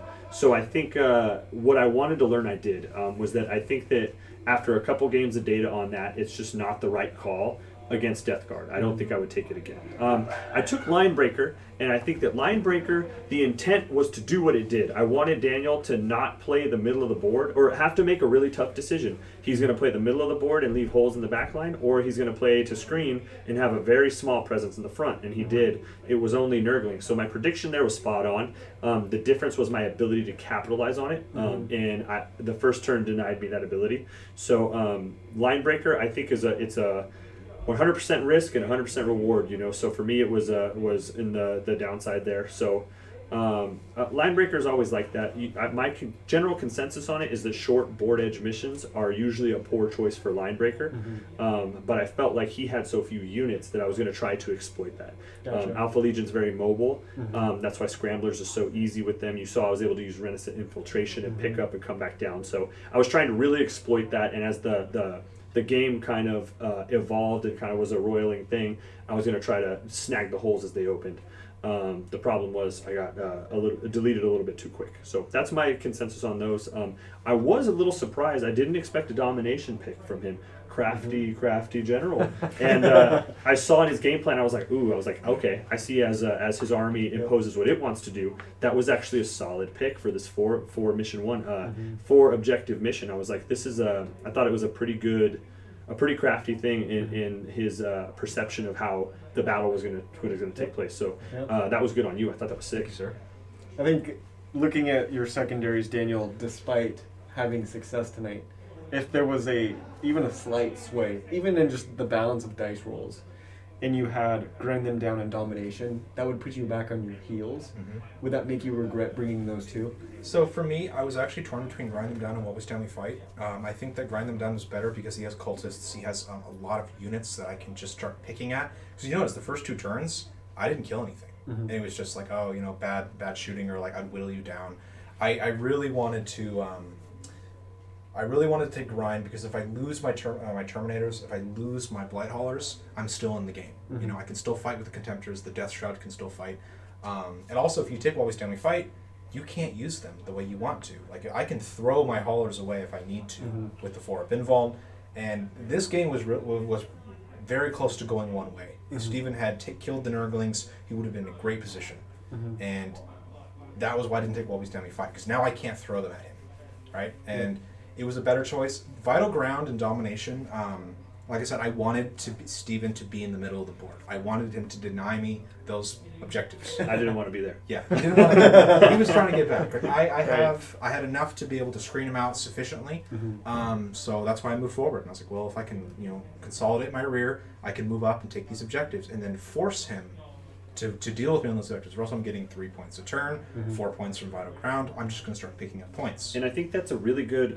That's another thing I didn't really think about, and that's a good perception, because with those Nurglings blocking me positionally like that, and me not finishing what I was trying to do, which was ultimately to remove them, where they were positioned, put me right out in the open in the middle of the board, and I was kind of banking on just steamrolling over them. And if you notice my position, my possessed, what it had everything worked my way and what I was intending to do, and if my assessment was correct, I would have liked to blow past those guys and use my consolidation to tuck behind that ruin to not receive retaliation, because Chaos Space Marines by themselves, you have to really do that. You gotta Muhammad Ali, hit and not get hit, so, and I got hit today. So yeah, that was actually a really good assessment, I think, positionally, and that assessment of grind them down and While We Stand was actually a pretty good assessment versus Chaos Space Marines. You are a very versed Chaos Space Marine player. Well, you have your Black Legion and your World Eaters list that I love, because I run Black Legion too. It was how I got my first RGT win. But the reason why I also took Domination is this is a 4 objective mission. 4 objective missions and 5 objective missions. If you play an aggressive list, like his World Eaters and his Black Legion, and like my Death Guard, where you can consolidate parts of the board, you just need to touch those objectives. And if you have Nurglings, turn 1, if you go first, that's 3 points. You're already on the board, It's a great way to kind of just take a little bit of the board and say, hey, you're going to have to take me off of these, like we did today, and then I'm going to come in for the kill. And that's exactly what happened. But again, this game really had the potential of going the other way. And I was very concerned about those Terminators, because They can shoot, they can double shoot, they can charge. Lightning claws is damage 1, he's re-rolling his wounds. So he can really get through me pretty well, and he can overcome the -1 to hit, and I was very concerned. Yeah. So that's why you saw me pre-measuring 24 inches for the Obliterators, 24 inches for the Terminators. I don't want him near me. I want him to stay away, and it was... Yeah, and he did the same thing for the Possessed as well. Yes. Chat, while we're talking here, feel free to put any questions you have for the players in chat. We'll be sure to look at them. So there's some themes that have been coming up in our streams, not just your game, in previous games as well. One of them is, don't split your shots.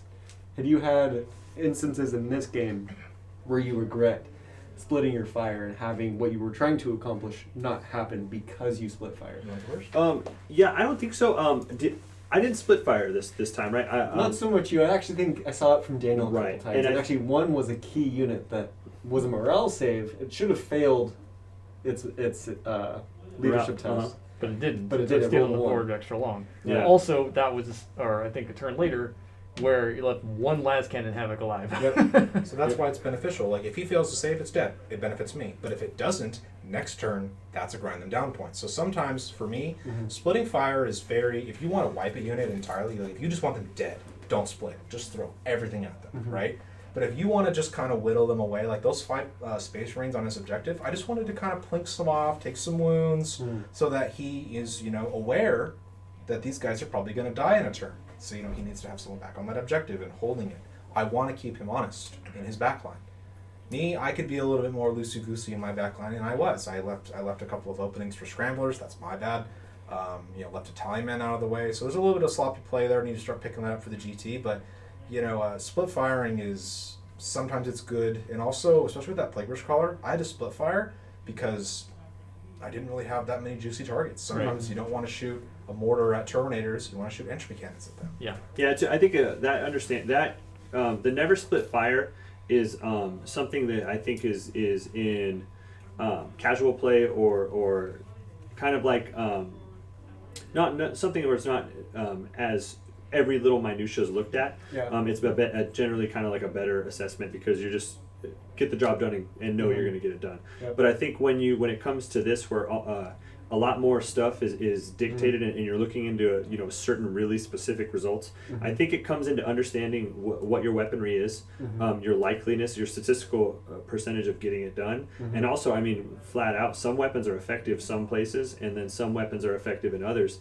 So you're definitely not gonna throw an infantry-based weapon at something else. And some platforms like PVCs and stuff have several weapons. Yep. In that case, you always split fire. And then some things, it depends on what you're trying to do. In his case, it was really good for him to not finish a unit. So you do, at that point, your assessment is unlikely that you're going to wipe the unit to the man, and that's actually beneficial. So Gotcha. I think that when it comes to that, I think the never split fire is something that I think that I would encourage players to move away from. What I would encourage you to do is differentiate between what your firepower could do and what your firepower should do, because there's a big difference between that. Not like, oh man, this could work out and I could eliminate that and this unit, or what are you trying to do and how likely is it going to happen? So you need to be decisive in what you do. Just use that is, in my opinion, what could it do, get that out of your mind, and what should it do. Gotcha. Steven's absolutely correct. And when we were talking about turn 4, when the haulers were splitting their fire, those spitters are not that great against the Terminators. I just need to take off like that. That single havoc had a wound. You're looking at D3 shots hitting on 3s, rerolling 1s. Same thing for the wounds. I'm very likely to kill it, and if I don't, I'm not concerned. Yeah, I think the caveat to don't split your fire is if you've got a unit that has multiple different weapon types that are more efficient versus different things, that obviously that's a different approach. Like, you don't want to shoot your anti-tank, you don't shoot las cannons into your guardsmen or whatever else for that thing. I think when we were saying that's more generalized. If you have a unit with all the same thing, Well, then it becomes a more nuanced approach where you, like you were saying, if you leave one, but then that gets you points next round for grinding down or something else. That's an excellent example of a nuanced approach where that becomes beneficial. But you have to know that Yes. there's a thing you're trying to do. There's other things too. Go ahead. Where I've noticed too, like if you have a unit that maybe your opponent is only somewhat familiar with, maybe a good example of like a kind of obscure unit that you don't see everywhere because it's not super prevalent in the meta, but it's amazingly like those effective. Remoras that Jeff takes. Is the I'm thinking Hive Guard. Hive Guard are a unit, but maybe a unit like that. If you put all of that unit at a certain unit and you really crush something that's meaningful, unless that's part of your game plan, you could also there's a little bit of brinkmanship in that to where I feel like you can also draw too much attention to a unit that you might need as well, and then you're going to draw all the firepower too. So, I mean, that's something you can consider. It just depends on, every one of these things is a situation. I think the game of competitive 40K is all about situational recognition. It's about recognizing the situations you've been in over and over again and recognizing, kind of the outcomes and what didn't work, what did work, and just using that over to better your decisions through a game. Right. Gotcha. So maybe this is my lack of experience talking. I'm thinking of the Chaos Cultists on that upper objective, or the Las Cannon that was left in, I think it was the back objective. The back one, It's 5 extra points for that upper objective versus the extra points for grind them down. Right. I'm looking at those primary points rather than... Well, I feel like that's a pretty good thought of, because there's 2 separate units there. Also, both of those units are behind obscuring, so you're really limited in your resources that can even get to that. Now, looking at the fact that you might be able to kill all that stuff, that's what I could do, right? And then, but likely he definitely could kill. He could leave 1 havoc, and it's very likely that he's going to get the 3 points. It's like that. What is it? 1 in the hands worth 2 in the bush, or whatever. You know what I'm saying? Kind of deal. That's an interesting point. Yeah. So the reason why I did that, right? Secondaries, you can only score 45, and most of the time you only have an opportunity to score 15. So grind them down. You only have an opportunity to score 15. Primaries, you have an opportunity to score 60 points. So you can give up at least 15 primaries to try and see if you want to go for something else. That's why, killing the havoc, getting him away from my objectives. That's 2 vital ground points that I probably wouldn't have gotten. I'm not super concerned about cultists touching back objectives because they're not... It won't change the state of the game. It won't change the state of the game. It's the vital ground that I'm looking for. It's the domination that I'm looking for. It's also next turn when I'm getting my primaries. I want him away from those objectives entirely. And one other thing that makes me think of too, this is for a competitive sense too, when you're looking at a competitive event and you're there, so say we were playing in a tournament and we were opposition, the point that your tournament is dictate, your score reflects it. So stopping me from scoring 5 when I'm already at a huge deficit is much less of an impact than it is for him to gain 3. Because the higher his score is, the better it reflects upon him. So, there's a difference there too. Toward denying the primary is absolutely usually the foremost thing, but in this case, the game was pretty much in the bag. There's not much I could have done. So he's looking to improve his score as much as possible because that's going to get him higher in the tournament standings. It messes with the pairings as well. And then overall, right? So let's say we're at a tournament, we're at a GT, right? Let's say this is round 3. I go 2 more rounds, let's say I lose 1 and I win 1. I'm now 4-1, right? Well, that means I'm in the four wins bracket for overall rankings. Well, three points that I probably didn't get in one game could cost me an entire placing. So I could be 7th, I could be 8th. When I play for my friends like Jason, he beat me at SoCal Games and Comics by 9 primary or 9 battle points. If I had gotten 10 battle points somewhere else, I would have beaten him. So it's an entire jump in a placing because it's BCP is separated by wins. Right. So if you're 4-1, you're in that bracket now. And now at that point, it's battle You're points. vying for position. Yeah, you're you're a horse in the jockeying. game. So that's why primaries, you can afford to give up some of it sometimes. I have a list that's, Steven hates this list, but it's 10 Terminators, Morty, and a bunch of other stuff. And I take, the first 2 rounds, I score no primary. But then 3, 4, 5, I'm getting 15. Interesting. I like to put that to the test. Next time. All right. So, again, my lack of experience talking, but something I also like to say on stream. You can defend against good strategy, but you cannot defend against dice rolls. How much did that show up today in our stream? I think it was both. I rolled supremely well. I think there was a couple of times that Steven rolled poorly that really cost him. I still think that one that he rolled for that possess that was in cover, he should have re-rolled it. He should have bit the bullet because it's a 2-up save. You could have tanked so many more shots and then I would have killed maybe 3 or 4 less possessed. That's a leadership check that you don't have to take.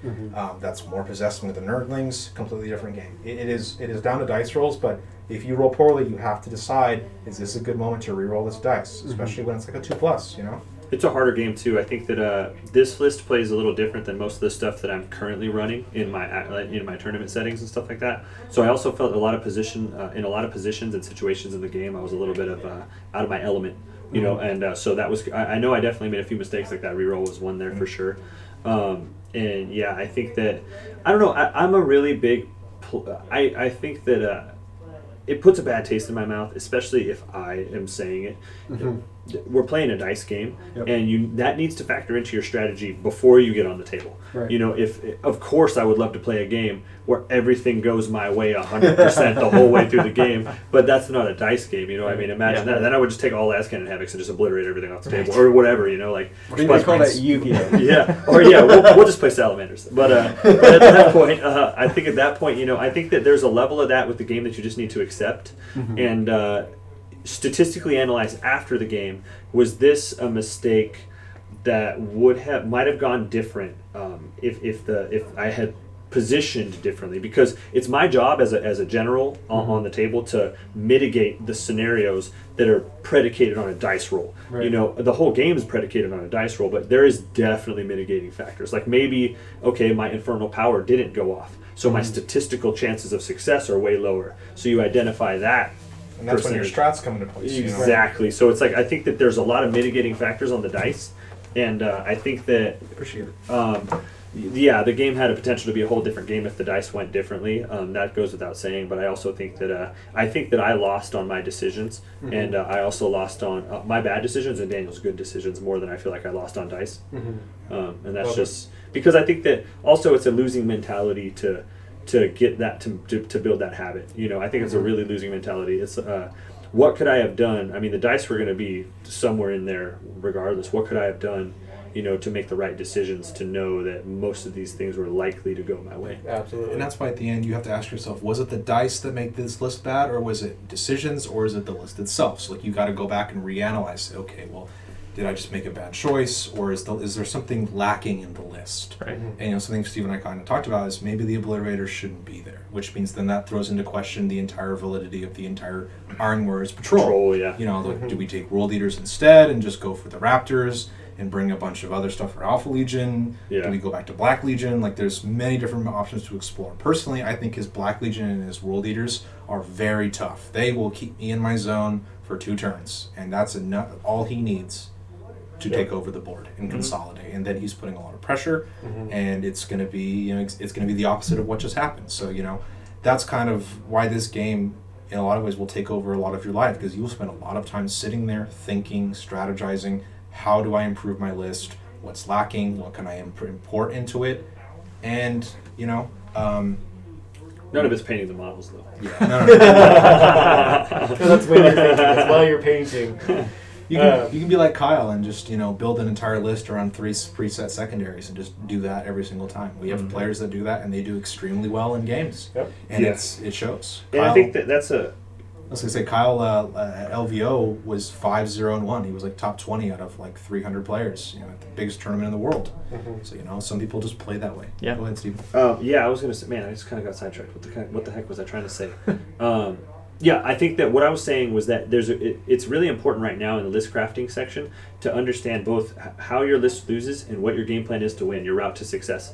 I feel like my World Eaters and Black Legion is kind of like my Chaos Space Marines. To quote a good man I know, my Magnus Opus, or Magnum Opus, or whatever it is, you know, my Magnus Opus. Yeah. Love it. Love it. So I mean, that list has a very, very solid game plan, and it's a very, very hard to derail game plan, and it challenges my opponent. It says, "Stop this, I dare you," or It's you know hard. where the game's going to go. It's really difficult to stop. So yeah, this one I wanted to see. I was playing at the beginning of 9th a lot of Alpha Legion Obliterator variants because it was really strong to be able to not shoot them. The problem is they're really swingy with all those D3, and you can take mitigating factors like the Master of Possession and whatnot, but then you have to take mitigating factors for his non-success on the spells as well. So it becomes a deep wormhole to dive down.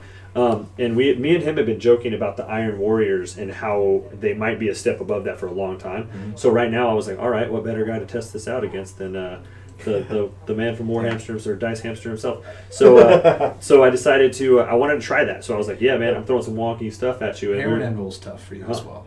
I think That's an excuse, but I think that I just wanted to see how it felt to how if they would truly perform better with a better stratagem set and not needing to invest so much into them. I think this game was not a good qualifier to say if they're useful yet, because I feel like you didn't really get to use them. Yeah, that's true. It was just, they kind of just showed up, they shot, they did some damage, and then they kind of died. And it's like, that's not a good analysis that you can kind of base it off of. So it's worth looking into, but I think that, you know, Steve and I, we talk lists a lot. Yeah. We throw stuff around at each other. He'll say, you know, I'll be honest with you, and I think this list sucks. And like, I think it's great, but, you know, he disagrees, and like, I'll take a look at it, and I'm like, okay, you know, he's got a point, you know. Steven's a great general. I've only beaten him once on stream.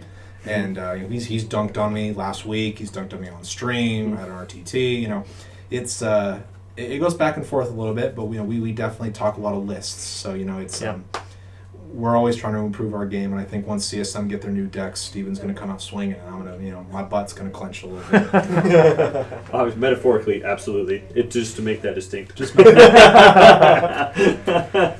All right, guys. Well, that was a great game. Both great players. Thanks for coming in. Yeah, thank you Daniel, now you've got your first notch on your belt for Warmaster. You've got 2 more games to get the title. Do we know who's next? So we don't. The way this is going to work is we're going to be opening up tomorrow sign-ups.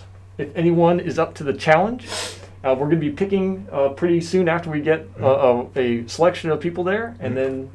So is it like League? Can we like pick bands, you know, on certain players? Is it really? I don't want to fight Logan. I don't want to fight Salman. I'm gonna be real sad. The pickle man. Yeah, the pickle man. Nice. Well, yeah, and it's randomly generated, right, for the next opponent? Yes, so That's we'll take the Yeah. pool of players and then we'll randomly pick one.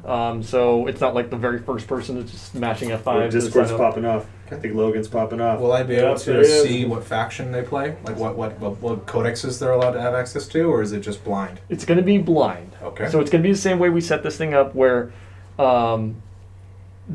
obviously they know they're going to play you. Mhm. Your opponent will be blind. They will supply a list. You have to supply your list, Okay. and then we'll do the same deal. Okay. Well, hopefully you pick someone I know, so I know what they run. I'm gonna randomly select Logan. Oh, All right, guys, thank you. I'm going 500 Poxwalkers. That's right. All right, guys. Steven, thank All you so right, much. thanks, guys. Thank you. Thank you. Daniel, thank you. Yeah. And thanks to Taylor for co-commentating and for Anthony for setting up the cameras and everything else. Yes, thank you, Anthony. Thank you, chat. We can't do this without you guys. We are fueled by your guys' feedback, by your love, and by your viewership. So thank you so much. Any last thoughts, Eric? No, this was a great game. Once again, I learned a lot just by hearing these guys talk and really do analysis on everything they've done. So, yeah, it's been a lot of fun. I had a good time. I hope you guys did too. And we'll catch you next time.